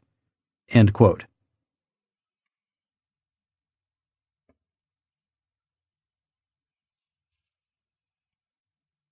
Part 3. Issues raised by chaos and related projects. Chaos and the related studies undertaken by the CIA for the White House sought to determine the role played by hostile foreign involvement in domestic unrest. Was that an appropriate task for the CIA under its charter? A. The propriety of the chaos mission. The history of chaos raises a serious question whether the entire mission was a proper one for CIA.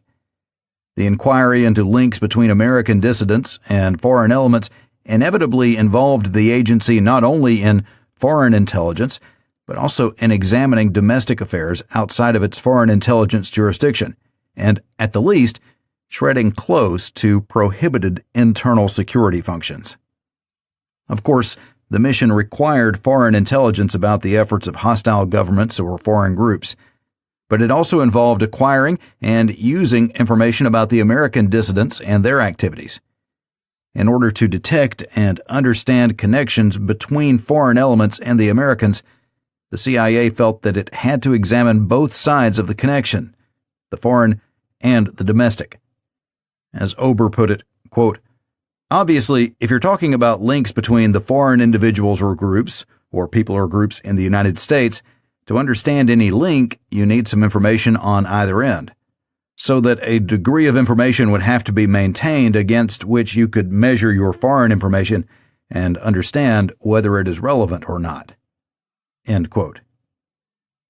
The inevitable involvement in the activities of Americans was increased by the fact that the scope of CIA's interest in domestic dissidents was sometimes defined in broad terms.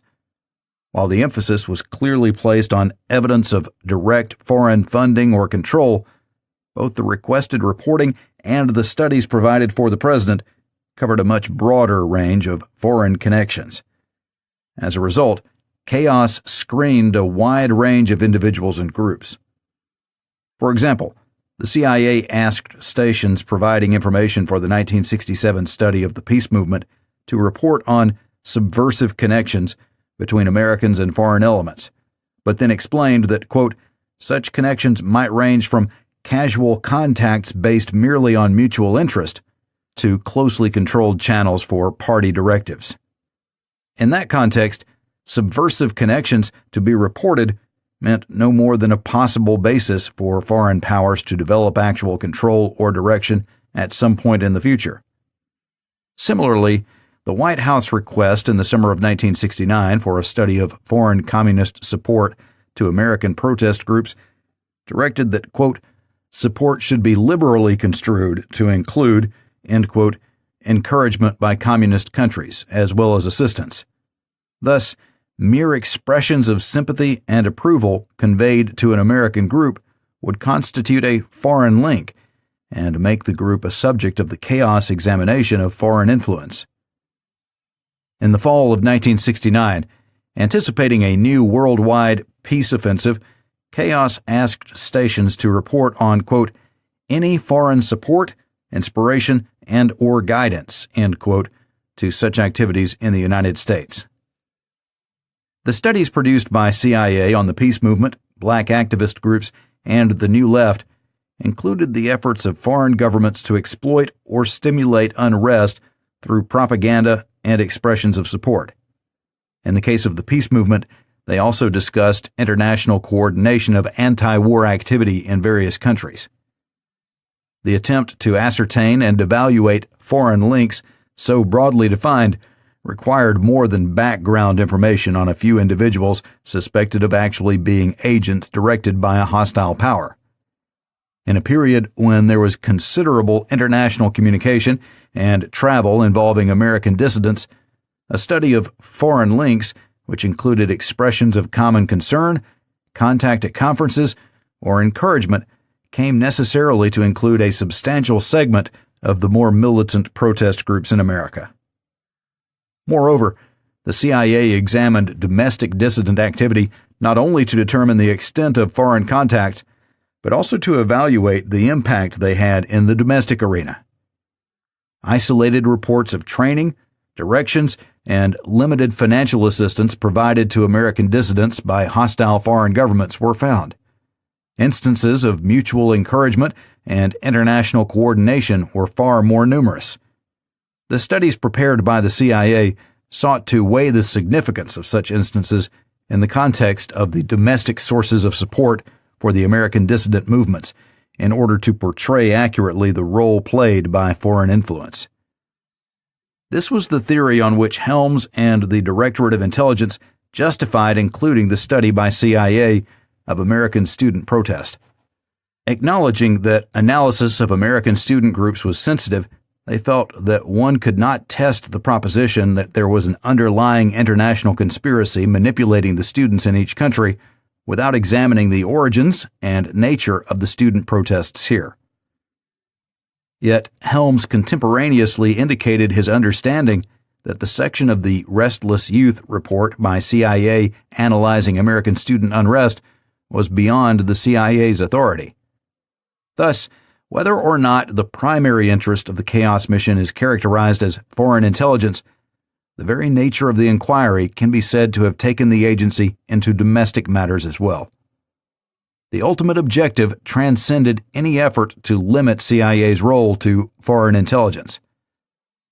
As Director Helms testified, quote, "The jurisdiction is divided at the water's edge. When you are dealing with something that has both foreign and domestic aspects to it, I don't recall anybody having come down, any president come down hard and say all of this is for the FBI and all of this is for the agency. The line has to be wavy. There is no other way to do it that I know of. It is like cutting a man down the middle." End quote. Did the overall chaos program also inherently involve the CIA in prohibited internal security functions? If the intent of the statutory prohibition is considered to limit active investigation of Americans by the CIA only in this country, then the answer is no. The specific ways in which chaos was implemented still raise a problem, but the task of determining the extent and impact of foreign links to domestic unrest did not inevitably require that the CIA do such investigation itself. On the other hand, the general thrust of the statutory prohibition can be read as a more rigid limit to the CIA's entry into the internal security field at all, not merely a geographical limitation on domestic CIA investigations. If the proscription is read that broadly, then the basic mission of chaos to determine the role played by foreign influence in domestic dissent violated the statutory charter. This ambiguity was reflected in the study prepared for the White House by Chaos in June 1971 on the extent of foreign links. It was entitled Definition and Assessment of the Internal Security Threat, Foreign. Interestingly, the Rockefeller Commission concluded that, with the exception of several particulars, the chaos mission undertaken by CIA was a proper foreign intelligence mission. But in its basic recommendation on the chaos program, immediately following that conclusion, the Commission advised that the President in the future not direct, quote, the CIA to perform what are essentially internal security tasks, end quote. Both the 1971 study title and the Rockefeller Commission recommendation implicitly recognize that the question of foreign influence on domestic unrest or subversion is an aspect of internal security. Ober suggested that chaos could be viewed as the foreign collection, collation, analysis, and dissemination of counterintelligence. In short, he justified chaos as a, quote, vertical slice, end quote, of the CIA's counterintelligence responsibilities under NSCID 5. But as the history of chaos shows, the inclusion of subversion in the definition of threats covered by counterintelligence under NSCID 5 meant that the effort by CIA to perform foreign collection of counterintelligence information and to produce analyses of foreign counterintelligence questions would involve it in internal security matters.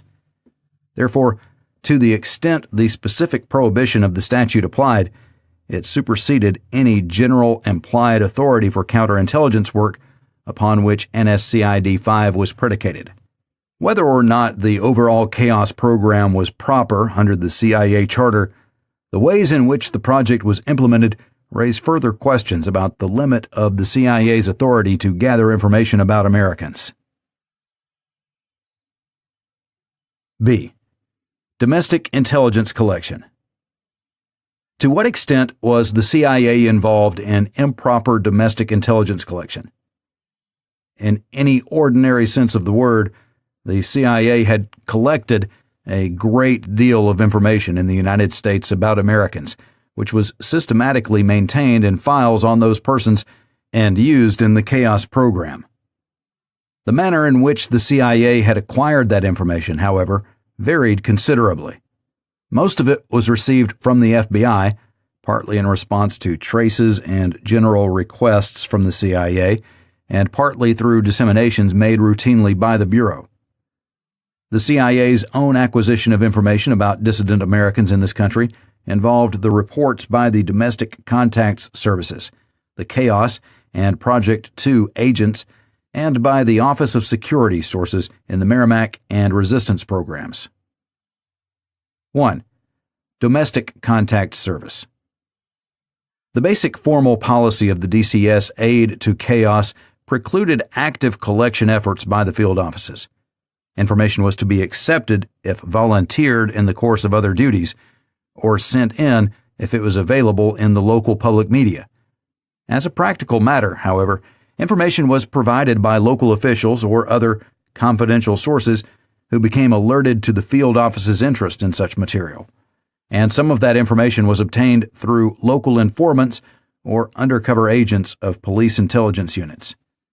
In one city, for example, the DCS field office was obtaining from local authorities the coverage by informants of the meetings of local chapters of New Left dissident groups. Another confidential report dealt with local funding sources for the Black Panther Party.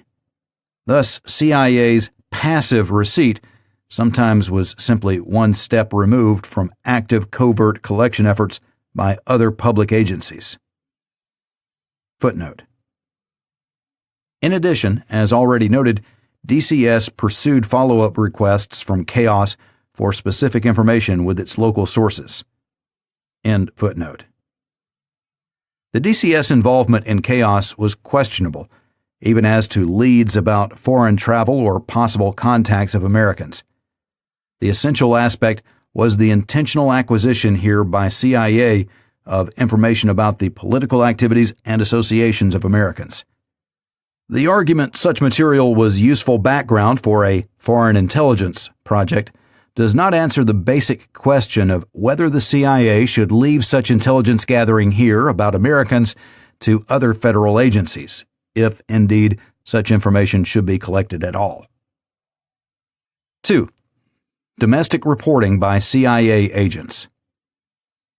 The CIA was most directly involved in clandestine gathering of domestic intelligence as a result of the reporting by Chaos and Project 2 agents while they were in the United States. Both sets of agents participated in the radical milieu here in order to develop or improve their leftist credentials, and consequently their access to information in their overseas assignments. The Chaos case officer who debriefed the Chaos agents in this country sought a complete account of the agents' activities and associates. He frequently amazed the FBI in the degree of information he could extract from the agent's experience. He was, quote, like a vacuum cleaner, end quote.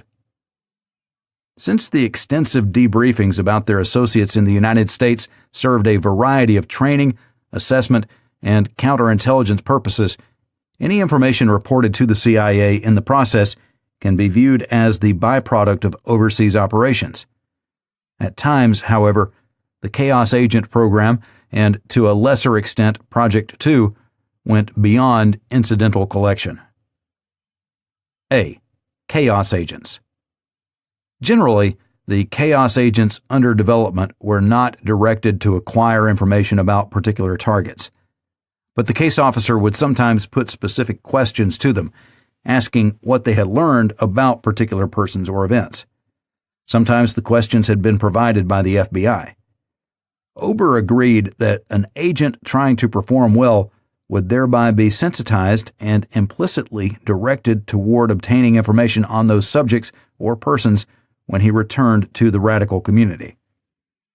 In addition, not all of the Chaos agent debriefings on domestic matters was tied to their preparation and development. When agents returned to America and re-entered the radical community here pending reassignment, they continued to report on the activities of their domestic associates. According to Ober, agents were sometimes expressly brought back from their overseas assignment to cover a target in the United States of particular interest to the FBI. 3 cases illustrate this range of circumstances in which domestic information was collected by Chaos agents. The first instance involved a recruit who was under assessment and not formally hired for over half a year, during which time he was debriefed on his knowledge of domestic radical activity. In April 1971, after consultation with the case officer, and at the time he was formally recruited as a Chaos agent, he attended the spring demonstrations against the Vietnam War in Washington. Footnote. The case officer testified that Finch had raised the possibility and that from a security viewpoint it would have seemed suspicious if Finch had not come. Finch testified he could not recall whether he or Marcules first suggested his participation at the demonstrations. However, a memorandum prepared by the case officer states that Finch was, quote, willing to go, end quote, to D.C. In addition, the circumstances of his being formally recruited just in time for the assignment and the juggling of his training schedule strongly suggest the reporting was more planned as a collection opportunity than it was merely a fortuitous coincidence. End footnote. Prior to this time, the agent had not been directed to try to acquire information about domestic radicals, but had done so as a result of his continuing association with them. In the case of the Washington demonstrations, however, he was briefed in advance by the case officer, Marcules, on a number of individuals in whom the FBI was interested, as well as being asked to report any advance information about plans for the demonstrations. Marcules testified it was not practical to turn Finch over to the Bureau during this period because of problems with compartmenting his identity. He also said it provided a good training opportunity. The second instance of intensive domestic reporting involved another chaos agent with particularly good entree into the highest levels of a segment of the domestic radical community. He made several trips abroad and reported chaos information obtained overseas. In addition, both during his preparation period and in between his overseas assignments, this asset reported a great deal of detailed information, some extremely personal, about individuals in this segment of the radical community and about their personal relationships. In the fall of 1969, it was determined that he would not be used on an overseas assignment for many months, and in the meantime would continue to be debriefed as a source of information about his associates, in part because he did not wish to deal with the FBI. But there is no indication in the file that the personal information of an intimate nature was requested by CIA or was disseminated to the Bureau. A third chaos asset had already been working for the CIA abroad. At the time he was recruited for the chaos effort, the agent had an opportunity to attend anti-war demonstrations in this country. He was encouraged to attend by chaos, which assisted his arrangements.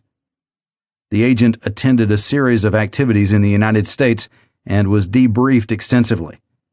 The information was the basis for numerous reports to the FBI on domestic anti-war efforts and plans. B. Project 2 agents. The Project 2 agents developing their credentials in this country were not directed to participate in particular dissident activities, but the principal case officer for the agent's preparation stated there was a sense of urgency to get the maximum amount of information for chaos from the credential building process in the United States. The deputy chief of chaos testified that he briefed Project 2 agents while they were in this country. He could not recall asking the agents to collect any specific information, but he testified that the chaos office had requested the Project 2 case officers to ask their agents specific questions about the persons and activities they were reporting upon. A cover memorandum written by the Project 2 case officer attached to a debriefing report of an agent prior to his departure overseas read, quote, "A part of the substance herein is in response to questions posed by chaos before I went to the West Coast, especially the part on factionalism in the New Left and the organizational activity. Am sending a copy of this to chaos as per usual practice. The attachments were collected by the asset for chaos at our request." End quote. 3. Propriety of domestic reports by agents during preparation. In those situations when chaos agents were directed to cover specific activity in the United States or to find out about a particular person, CIA was engaged in domestic clandestine intelligence collection about Americans. Whether the information was sought for chaos's own use or at the request of the FBI, should the CIA ever be involved in domestic collection targeted against United States citizens? It can be argued, for example, that where chaos and Project 2 agents were not directed to collect specific information, and were reporting domestic intelligence as a byproduct of their preparation for overseas operations, that CIA was not involved in improper domestic operations. Thus, Deputy Director Karamessines felt that the general preparation of agents through participation in domestic dissident activity and their debriefing by CIA was consistent with his policy that chaos would not engage in domestic intelligence operations. Karamessines understood that the agents would report to their case officer information which included domestic matters which would be available to chaos and which might be disseminated to the FBI. But he explained that chaos was not to conduct operations, quote, for the purpose, end quote, of acquiring domestic information about targeted groups. Such narrow definitions of the intelligence trade differ from the general public understanding of what constitutes domestic intelligence collection by CIA. Under this narrow definition of domestic operations, if the ultimate purpose of the covert reporting is preparation for a foreign operation, then even the conscious acquisition of detailed domestic intelligence in the process, its systematic retention and dissemination, would be appropriate for CIA. That standard poses a potential loophole in any guidelines which purport to restrict the CIA's collection of information about Americans here in the United States. It is particularly dangerous when, as was true for chaos, the overseas mission itself includes reporting on Americans abroad. If it is to be continued, does CIA use of such credential building and training techniques require strict controls on the use of any information acquired during such preparation? C. Assistance to FBI internal security investigations. A third issue is raised by the extensive pattern of assistance chaos provided to the FBI. Apart from the mission Helms had the CIA undertake for the White House and the specific ways in which chaos sought to implement that mission, a major focus of the actual chaos operation became its servicing of the FBI's internal security investigations. Did the extent of that assistance bring the CIA into the realm of forbidden internal security work? As just noted, the most directed use of chaos agents to collect domestic information in the United States was done on behalf of the FBI. Abroad, the bulk of the chaos requests for coverage of specific Americans by CIA stations, foreign liaison services, or both also resulted from FBI requests. Both Karamessines and Ober acknowledged that the CIA, through chaos, was assisting the FBI in its performance of internal security functions. They characterized that assistance as a proper part of the CIA's counterintelligence responsibility. Karamessines testified that, as the foreign operational arm of the American counterintelligence effort, CIA has always accepted the responsibility to meet the FBI's collection requirements abroad. But collection of intelligence about Americans abroad, whether the CIA's own agents or from liaison services, can be done for internal security purposes just as much as can intelligence operations at home. This issue was reviewed in a different context by the Rockefeller Commission when it considered the propriety of the CIA's mail interception program. The Commission found that it exceeded CIA authority wholly apart from the statutory ban on any government agency opening mail without a warrant. The Commission concluded that, quote, the nature and degree of assistance given by the CIA to the FBI in the New York Mail Project indicate that the primary purpose eventually became participating with the FBI in internal security functions. Accordingly, the CIA's participation was prohibited under the National Security Act. End quote. In contrast to the relatively small number of formal studies and special memoranda CIA provided the White House, the Chaos Office disseminated thousands of reports to the FBI. All told, in its 7 years of operation, Chaos sent well over 5,000 reports to the Bureau, approximately 4,400 memoranda, and some 1,000 cable disseminations. Reviewing the degree to which the product of the chaos operation was internal security intelligence sent to the FBI, as well as the testimony that targeted operations abroad against Americans were largely the result of specific FBI requests, one can draw a similar conclusion paralleling that analysis of the Mail Project. A major purpose of chaos activity in actual practice became its participation with the FBI in the Bureau's internal security work. On the other hand, because chaos generated information of interest to the FBI in the course of pursuing its own mission, the dissemination figures combine production requested by the Bureau and also the byproduct of chaos which was made available to the FBI. Moreover, insofar as chaos watched Americans abroad at the FBI's request, CIA participation in the Bureau's internal security work, unlike the Mail program, did not involve domestic CIA operations, the primary concern underlying the prohibition of international security functions to the CIA. For the future, the question remains which intelligence agency will be the operational arm for the United States to collect information about Americans outside the country.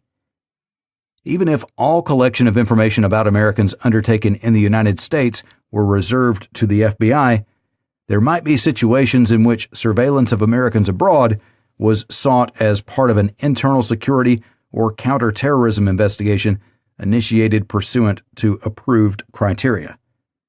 In such cases, unless the FBI or some new agency had adequate capability to cover the subject's activities abroad, it would be necessary either to permit the CIA to do it or to request coverage by the local intelligence service through an FBI legal attaché or a State Department representative. And of course, the second course would not be open unless America had a cooperative relationship with the liaison service in the foreign country. The solution of this issue may lie less in determining what to deem the performance abroad of internal security functions than in setting restraints on the investigation of Americans by the FBI and applying those restraints to surveillance of Americans overseas by any arm of the government. D. Maintenance of files on Americans. The mechanics of the chaos operation, both in performing the mission undertaken by the CIA and in servicing the FBI's needs, involved the establishment of files and retention of information on thousands of Americans. To the extent that information related to domestic activity, its maintenance by the CIA, although perhaps not itself the performance of an internal security function, is a step towards the dangers of a domestic secret police against which the prohibition of the Charter sought to guard. Specific standards are required for the retention of such material when its direct availability in the CIA's own files is necessary for legitimate foreign intelligence purposes, and the agency has acquired it properly.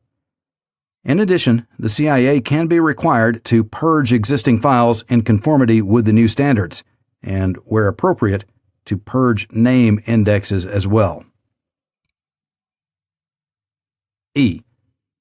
Approaches to determining foreign direction of domestic descent.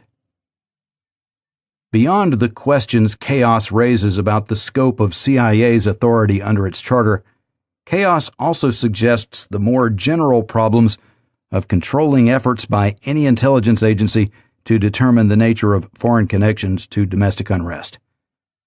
The most systematic and the quickest way to look for foreign direction of domestic unrest is to start at both ends of the suspected connection. One tries to learn what hostile intelligence services are doing by coverage of them, but one can also begin to investigate those Americans thought most likely to have such ties. Thus, chaos sought to sift through the leaders and more active segments of domestic protest movements in order to learn of travel and other foreign contacts, and then to investigate the possibility that those Americans were supported or controlled by foreign powers. The more traditional CIA policy has been to monitor hostile intelligence services, and then, only if it thereby learns of their involvement with particular Americans, to investigate those Americans abroad or request an inquiry here. Generally, CIA has not tried to work backward from a surveillance of traveling Americans who seemed likely prospects in order to see what kinds of connections could be found. The present Assistant Deputy Director of CIA for Operations, David Blee, summarized the distinction.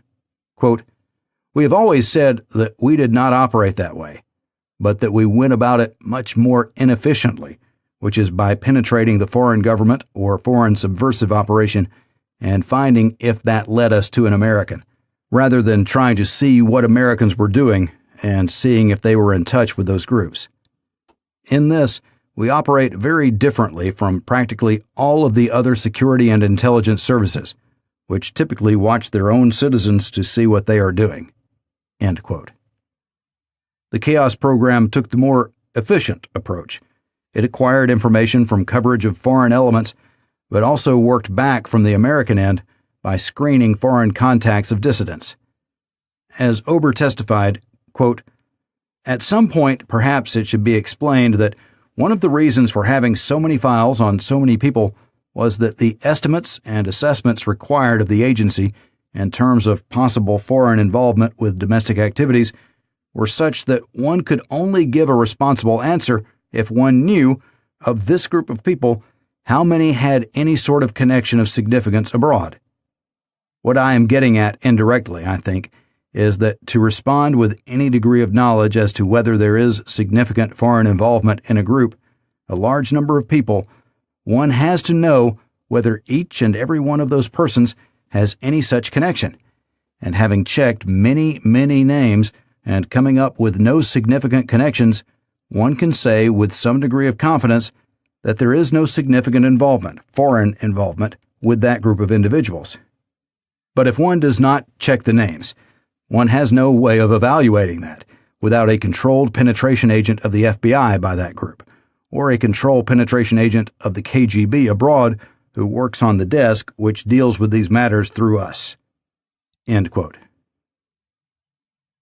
The former Deputy Director for Plans, Thomas Karamessines, testified that, in this regard, Chaos reflected a general increase throughout the intelligence community in the use of such a screening approach on American dissidents, as opposed to more traditional counterintelligence efforts targeted directly at hostile foreign elements. Chaos suggests the dangers of any intelligence agency starting from such an investigation of Americans to find illegal or subversive foreign ties. It particularly shows how the broad impact of that approach is amplified by the dynamics of counterintelligence work and the likely national setting of such efforts. 1. The nature of counterintelligence work. Counterintelligence investigations of this type start from a database of background information necessarily broader than the ultimate target of the inquiry. The foundation of such counterintelligence efforts is to build up a reference collection of names and organizations against which one can check information reported about possible ties between foreign elements and Americans. Hence, the extraction of every name from materials received about domestic dissidents. Along with the identities, the database requires developing background information about the individuals and groups, their relationships, the status of particular individuals, their views and policies.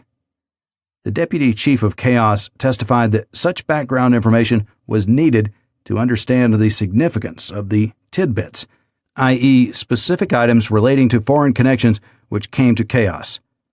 As Ober explained, quote, "I think that is significant in any counterintelligence operation, that the meaning of information in the abstract is very difficult to determine.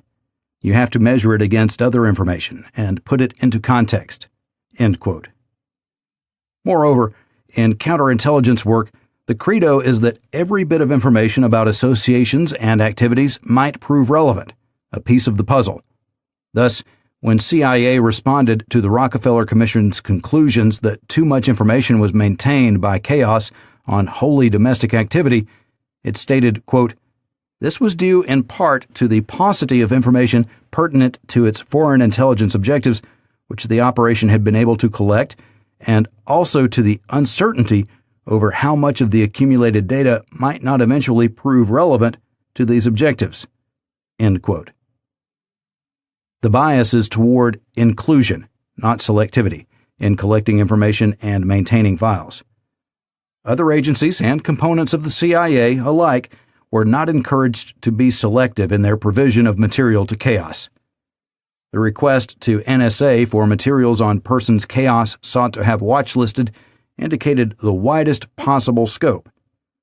In a memorandum to NSA, Ober indicated that he should be sent any material obtained on those targets, quote, regardless of how innocuous the information may appear, end quote.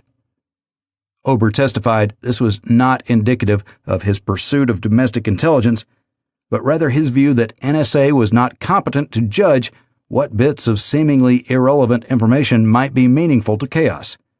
Therefore, he wanted NSA to turn everything over and let chaos personnel sift through it for whatever might prove fruitful to their interests. The director of the Office of Security, Howard Osborne, testified that Ober requested he provide all information about dissident groups obtained through Projects Merrimack and Resistance, and not merely specific items suggesting foreign connections. According to Osborne, Ober explained that only the Chaos Office, not the Office of Security, was competent to judge what might be relevant to the Chaos mission. 2. Political setting of investigations. The other main source of expansive pressures on intelligence operations such as Chaos is the political setting in which they are undertaken. Such inquiries are most likely to be pursued in times of turbulent protest and dissent from official policy. Intense government concern about the source of that opposition is inevitable, and the possibility of foreign involvement is ever present. Moreover, the administration in power may find it difficult to accept the fact that domestic opposition to policy is really indigenous. Footnote: as Joseph Califano, a principal assistant to President Johnson, put it, high government officials sometimes cannot believe that, quote, a cause that is so clearly right for the country, as they perceive it, would be so widely attacked if there were not some foreign force behind it, end quote. End footnote. In the case of Chaos, 2 successive presidents were reluctant to accept the CIA's conclusions that the dissident activity against the government was indigenous. Director Helms testified that the White House was dissatisfied with these reports and studies because they did not show, quote, enough foreign money and foreign influence in these dissident movements. They just said, you aren't doing your job. You aren't finding it out. It's got to be there, end quote. Ober testified that Helms never pressured him as to the findings reported by the CIA, but a steadfast determination to provide unbiased analysis itself creates pressure to expand an operation such as Chaos. The dynamic is present in any effort to establish the validity of a negative finding, no substantial foreign influence, to the satisfaction of skeptical government leaders. Only by increasing the coverage of American dissidents with any kind of foreign contact could the CIA hope to satisfy the White House that if there were significant links of direction and support, Chaos would find them. Both Helms and Ober testified that the White House pressure for redoubled efforts was a significant factor in the continued expansion of Chaos. Footnote: Helms deposition, Rockefeller Commission, April 24, 1975, page 234. Ober deposition, Rockefeller Commission, March 28, 1975, pages 137 and 138. Ober also noted his independent professional judgment that in the beginning Chaos sources were insufficient to afford confidence in its findings. Ober, October 30, 1975, page 32. Nevertheless, his and Helms's acknowledgments, as well as the circumstances of Chaos's evolution, indicate the role played by White House dissatisfaction with the results in the program's expansion. End footnote. The expansive pressures created by the nature of counterintelligence work and by the difficulty of, quote, proving a negative, end quote, to the White House, of course, are not peculiar to the CIA. They increase the danger that any intelligence agency's efforts to find hostile foreign ties to domestic dissent by working back from surveillance of Americans will sweep within its scope many citizens engaged only in lawful activity. The alternative would be to prohibit such investigations of the activity of an American dissident unless, in the course of counterintelligence efforts against hostile foreign elements, a reasonable basis was established for suspecting the American was acting illegally on behalf of the foreign power. Part 4. Office of Security Programs. The concerns about domestic unrest which led to the Chaos Program also caused the CIA to undertake other programs through the Office of Security, the support unit of the CIA charged with protecting its personnel, facilities, and operations. The Office of Security has responsibility for both physical security measures and questions of personnel security. The office conducts routine background investigations of prospective personnel. It has also developed files on individuals and organizations in the course of investigating individual security cases of alleged penetration or attempted penetration of CIA employees. In 1967, the office began two efforts which were not focused on particular security cases.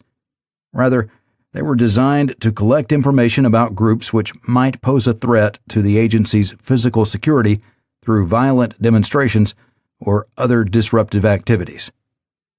By the mid-1960s, student unrest had led to increased harassment of government recruiters, including those of CIA, at campuses throughout the country. In the fall of 1968, the CIA recruiting office at the University of Michigan was destroyed by a bomb. A. Project Resistance.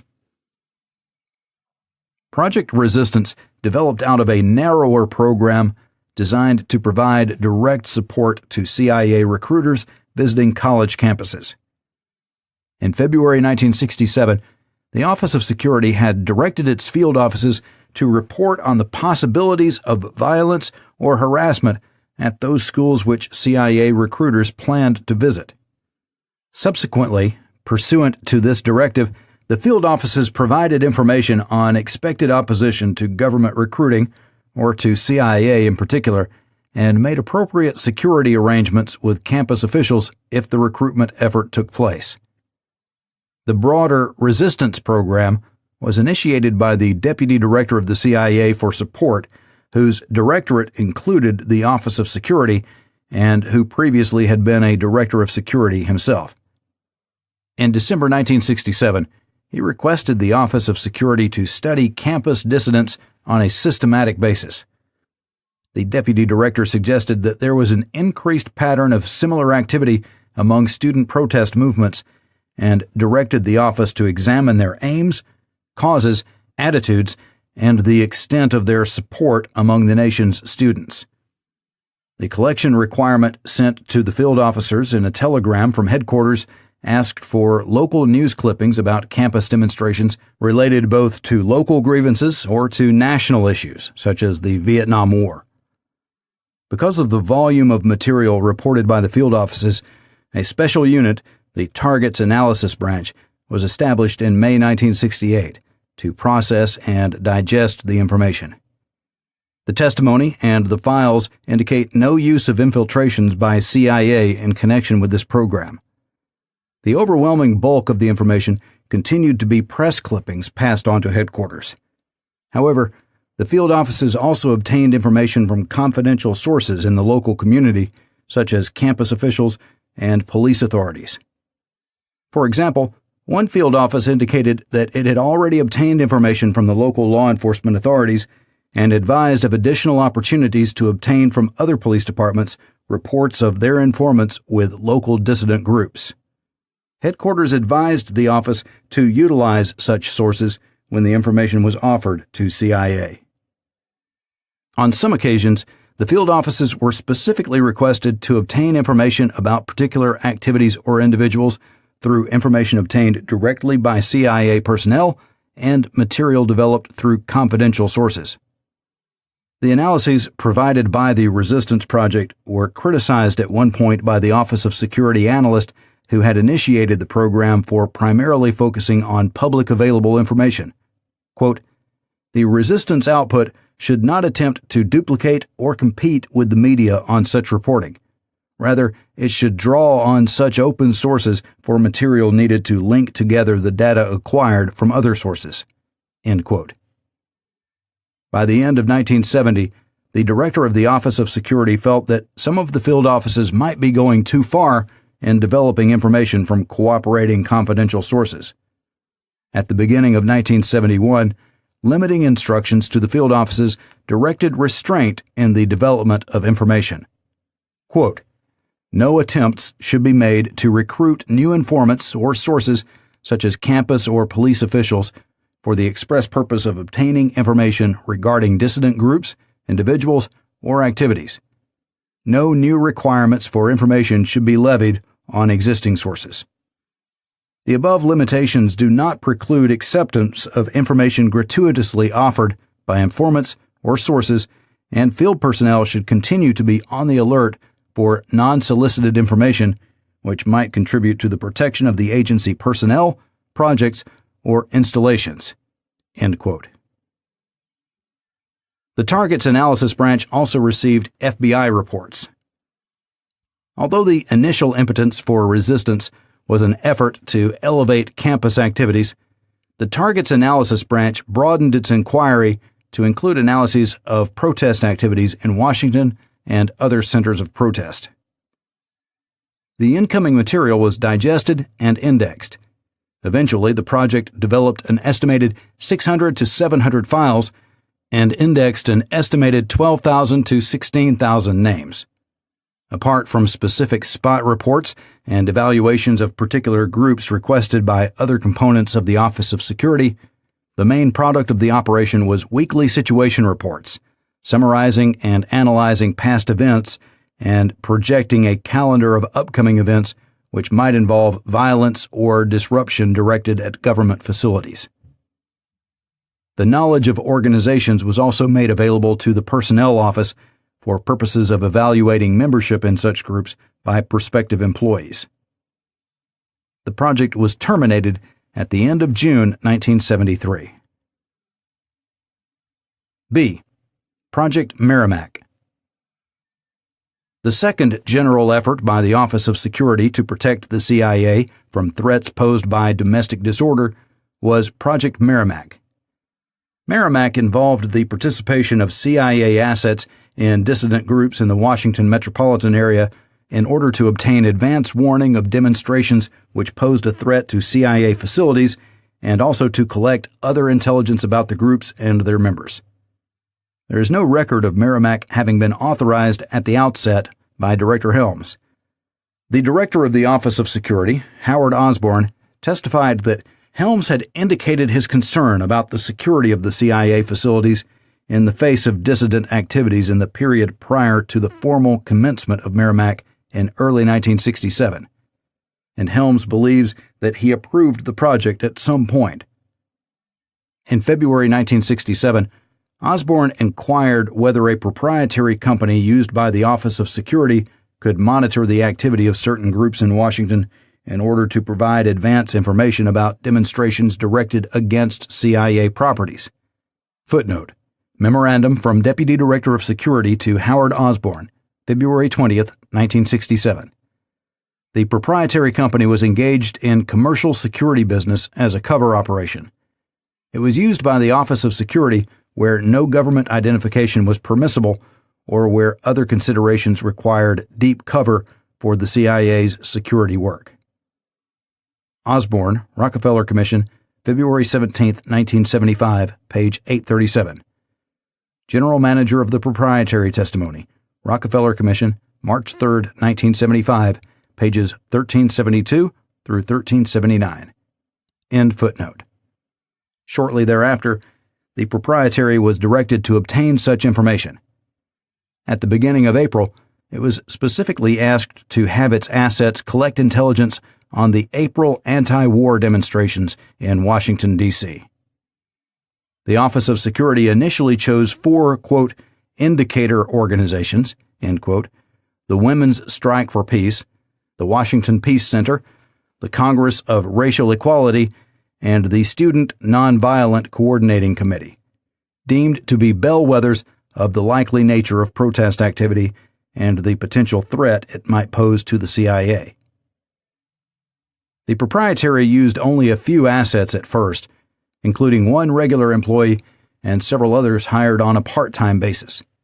None of the assets were sophisticated agents, although they eventually received some training. They were construction workers or persons in similar trades and their relatives. Most of their work continued on a part-time basis in addition to their regular employment throughout the duration of Merrimack. Initially, the assets were asked to monitor the organizations in order to report information only about planned demonstrations which might threaten the agency. In June, however, the collection requirement was expanded to include information about the organization's financial operations and sources of support. In the fall of 1967, in anticipation of the peace demonstrations in Washington, Merrimack sought to obtain information about the leadership and plans of organizations participating in the National Mobilization Committee to End the War, as well as information about all the participant organizations. The scope of the information requested continued to increase. The assets were asked to report any information about the plans and attitudes of groups revealed at meetings, their associations with other groups, sources of support, and an account of what was said at the meetings, in addition to information specifically relating to threatened action against the CIA. In addition, other organizations were added to the list of covered groups. By August 1968, 10 groups were targeted by Merrimack for such coverage. Thus, although the primary purpose remained advance warning of threats to the agency, the program expanded into a general collection effort whose results were made available to other components in the CIA, and in many instances to the FBI. As Osborne put it, quote, "Now, I would be less than candid and less than honest with you to say that over the course of this project we reported pretty much of everything we got. I'm not going to try to kid you. But the primary purpose of the project was self-protection, physical security, and I think we probably exceeded that." End quote. In some instances, the agents conducted surveillance of particular dissident leaders and activists of special interest to the CIA. Photographs were taken of persons attending meeting or license plates, and persons were trailed home in order to identify them. Some of the assets also made contributions to the organizations at a low level necessary for credible participation. Information obtained from Merrimack agents was made available to Chaos. Osborne testified that the broadening scope of Merrimack was due in part to the requests from the Chaos Office to the Office of Security for general information about dissident groups. Quote, "I think it started out legitimately concerned with the physical security of installations, and I think it expanded, as these things often do, in light of the intense interest in the requirements by Mr. Ober and by a lot of other people. I think it just kind of grew in areas that it perhaps shouldn't have." End quote. Osborne testified that most of the requests for specific information beyond the threat of immediate situations came from inquiries by the Chaos Office.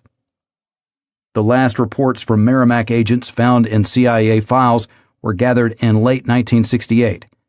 However, CIA has confirmed that the program lasted until September 1970. In August 1973, Director Colby issued a directive as part of the agency's review of, quote, "questionable activities," end quote, regarding the activity which had involved Merrimack. The directive stated, quote, "It is appropriate for the Office of Security to develop private sources among CIA employees. It is not appropriate for the CIA to penetrate domestic groups external to CIA, even for the purpose of locating threats to the agency. Notice of such threats should be reported to the appropriate law enforcement bodies, and CIA will cooperate with them in any action required which does not involve direct CIA participation in covert clandestine operations against U.S. citizens in the United States." End quote. C. Special Security Investigations. Since the inception of the CIA, the Office of Security has conducted routine background investigations of prospective CIA employees and agents, as well as employees of contractors and other persons being considered as cooperative sources of information or assistance. Periodic reinvestigation of CIA employees is also performed. In addition, the Office of Security has conducted numerous special investigations of persons affiliated with the CIA and others who were the subject of a particular security case.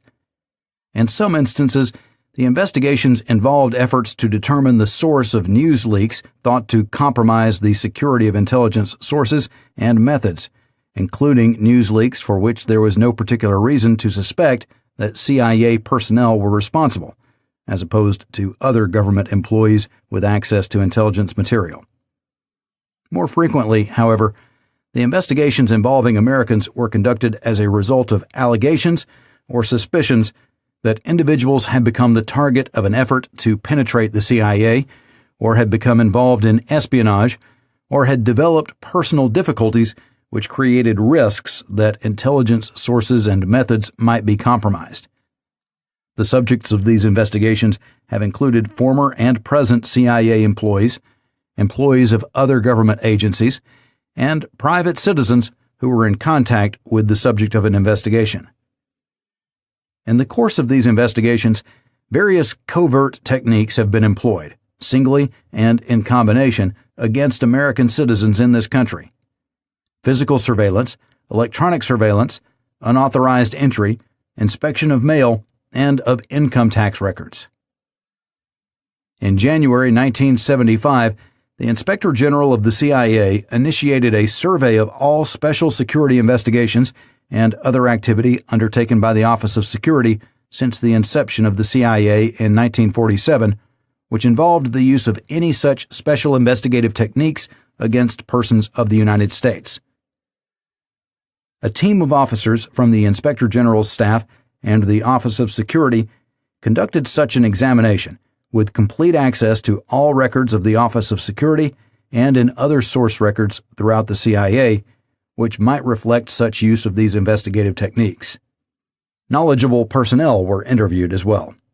The examination resulted in a compendium of every identifiable instance in which physical surveillance, telephone tapping, electronic surveillance, mail cover and opening, access to tax information, unauthorized entry, and other special investigative procedures had been employed against persons in the United States. Each instance was analyzed in terms of the techniques, the target, and the circumstances involved in the investigation. Specifically, the survey detailed whatever information was available concerning the background of the investigation, the level and nature of authorization within the CIA, coordination with other agencies, the methods used to implement the surveillance, reporting and the results of the operation, and the authority and reasons for terminating the operations. The committee staff reviewed the methods and results of this survey of domestic surveillance compiled by the Inspector General's office. In addition, the committee staff reviewed in their entirety the original files of selected cases involving physical surveillance, electronic surveillance, and unauthorized entry which occurred within the last 10 years, and has also taken testimony regarding the use of such techniques in America from present and former officials of the Office of Security and other CIA components. The result of this review by the committee essentially confirms the summary of the Inspector General's survey provided in the Rockefeller Commission report. However, the records of authorization, scope, and results of the investigations are sometimes incomplete. This is particularly true for the earlier history of the CIA, at a time when the use of covert investigative techniques against Americans affiliated with the CIA or other persons in the United States was more widespread than it has been in the past decade. Even in recent years, however, most authorizations and approvals at the highest levels within the CIA have not been accompanied by a written record. Howard Osborne testified that during his 10-year service as Director of the Office of Security, he regularly sought approval from Helms for physical surveillance or any more intrusive technique, with the exception of 2 minor instances of brief physical coverage of CIA personnel allegedly involved in irregular personnel activities or financial difficulties. In those instances, Osborne testified approval was obtained from the Deputy Director of CIA for support. However, Osborne added that such authorizations from the CIA director were handled orally with a minimum of paperwork because of the sensitivity of the allegations. D. Issues raised by the Office of Security Programs and Investigations. 1. Protecting CIA from potential violence. The Merrimack and Resistance programs represent an overly ambitious view of the CIA's authority to act on behalf of the Director of Central Intelligence to protect intelligence sources and methods. While the special security investigations raise questions about the propriety of targets and techniques in some cases, they reflected a common concern: the threat of unauthorized disclosure by CIA personnel, or in a few instances, other government employees with access to intelligence material. This common denominator was present whether the particular case involved news leaks, suspected penetration by hostile intelligence services, or simply personal situations making employees vulnerable and thus security risks. The possibility of such security problems developing within the CIA's own organization was at least the basic concern expressed when the Director of Central Intelligence was charged with protection of intelligence sources and methods. Merrimack and Resistance, however, take the concept of such protection a step further. They were premised on the assumption that the responsibility for protecting sources and methods includes the general mission of safeguarding CIA, its personnel, facilities, and operations from domestic unrest in the larger society. Is the protection of the CIA from disruption by domestic violence part of the intended responsibility to protect sources and methods? And if it is, how far would that authority extend? Presumably, all government agencies, but particularly those doing sensitive tasks, may undertake measures at their installations to prevent physical disruption by outsiders, for example, by maintaining a guard force at entrances. Beyond this, does the Sources and Methods mandate authorize the CIA to go out into the community and covertly investigate protest activity in order to detect potential threats, rather than relying on the FBI and local police for advance warning? Little in the legislative history suggests such an open-ended reading of that provision. But even if the mandate is presently so vague that it might be read that broadly, the programs would be questionable under the prohibition on CIA exercising law enforcement powers or performing internal security functions. Both programs involved the CIA in examining domestic dissident activity, which, insofar as it actually threatened the government or particular agencies, was a matter of internal security or law enforcement. In Resistance, the collection technique was less intrusive. Even where covert sources supplied information, no CIA personnel became involved with the domestic groups. Its scope, however, was broad, and the in-depth analysis of political organizations and their leaders went beyond indications of specific threats to the CIA.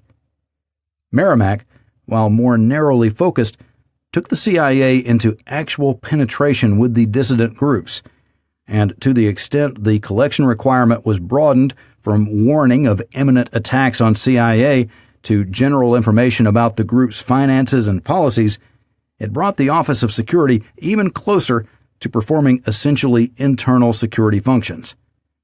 In addition, a common theme running through the explanation of the Merrimack and Resistance programs is the claim that local police and federal law enforcement agencies were unwilling or unable to provide adequate warning to permit safeguarding CIA facilities and personnel.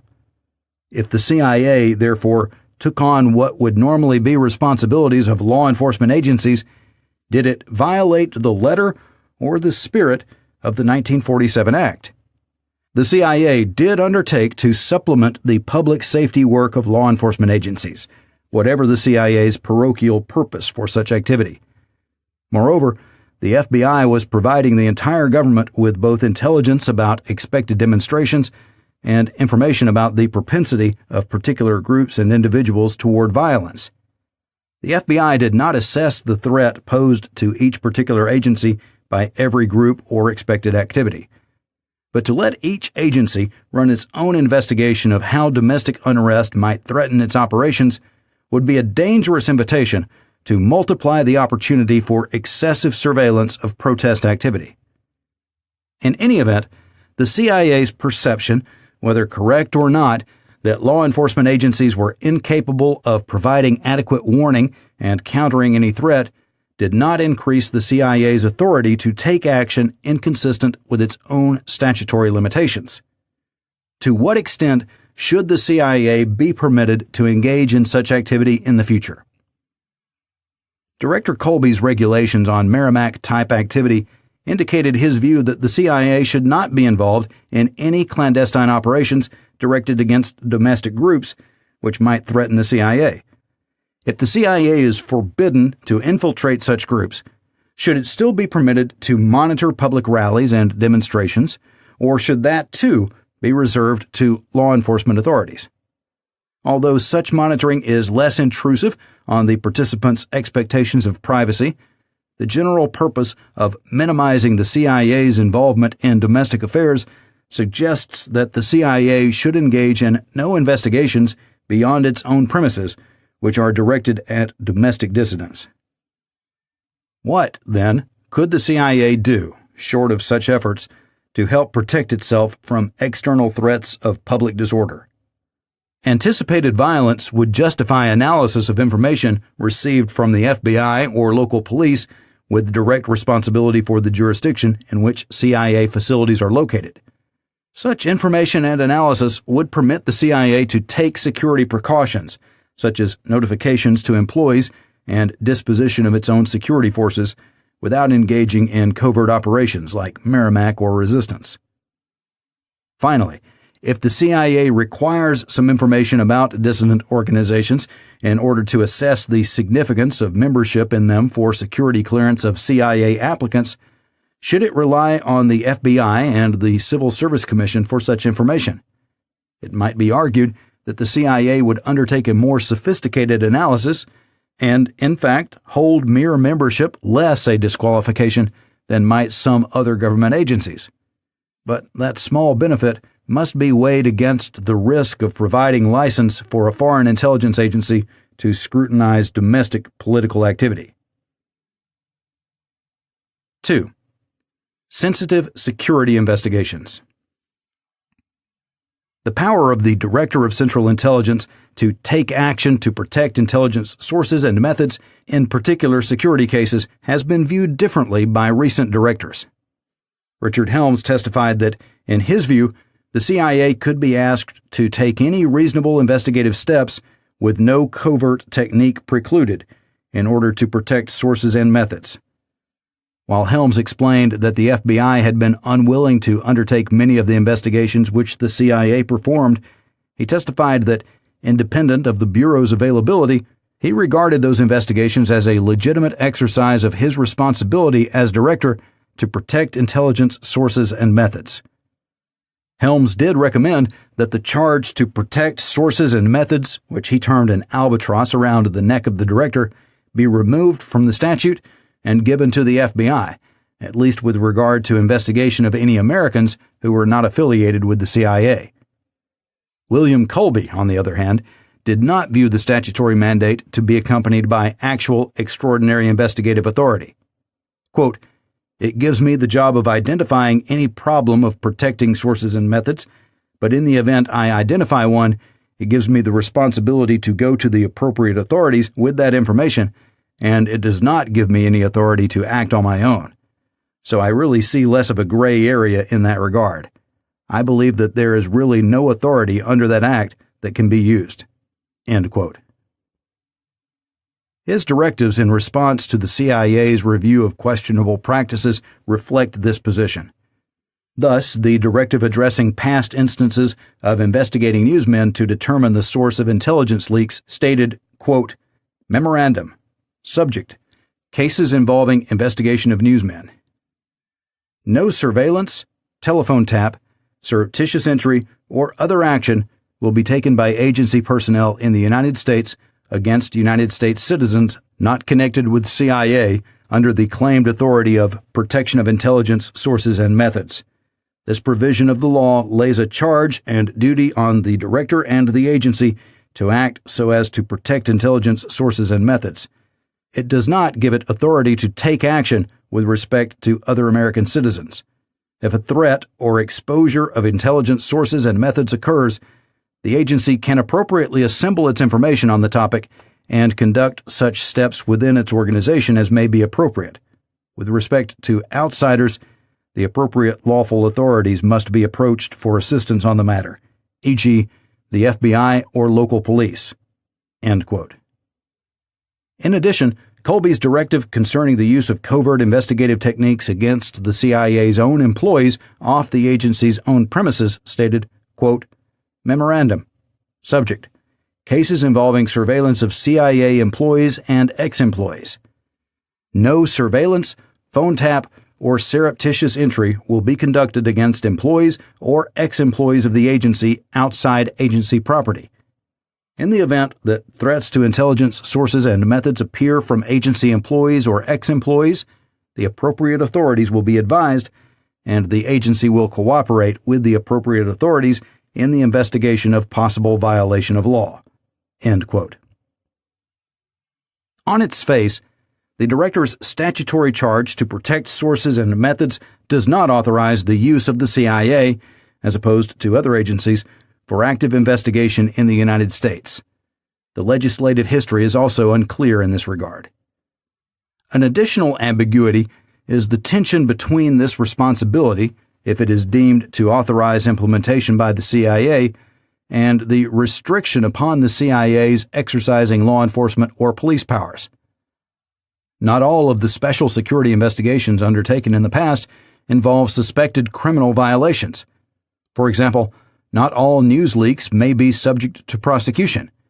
Yet, if surveillance reveals the source, then he would be subject to administrative sanction or loss of clearances. Similarly, when investigations are in response to allegations that the subject's personal situation makes him a bad security risk, there may be no suggestion that he is yet involved in any unauthorized disclosure of information. It is merely a question of whether the subject should continue to have access to sensitive information or be given assistance in regard to his problems. On the other hand, the more intrusive investigation techniques, at least in recent years, have usually been employed by the CIA only when there is a significant possibility of illegal activity, at which point there is a law enforcement aspect to the investigation. Moreover, some of the investigative techniques, such as electronic surveillance and unauthorized entry, are tools which normally require warrants as an exercise of the police power, and to the extent their future use in national security matters is regulated by Congress under warrant procedures, CIA participation in such activity would present an even sharper question under the Charter prohibition. Most important, whatever the propriety of these special investigations has been under the 1947 Charter, the ultimate question before the Congress is the degree to which a secret foreign intelligence agency should conduct clandestine operations in the United States directed at Americans. Centralizing these special security investigations, as opposed to routine background investigations, as much as possible within one agency under tight controls would not only minimize the potential opportunities for misuse of the more intrusive techniques, it would also enable the CIA to reduce its own involvement in any covert activity in the United States. The CIA's security role outside of its own premises would be held to the minimum, with respect to both the permissible subjects of such investigations and the techniques employed.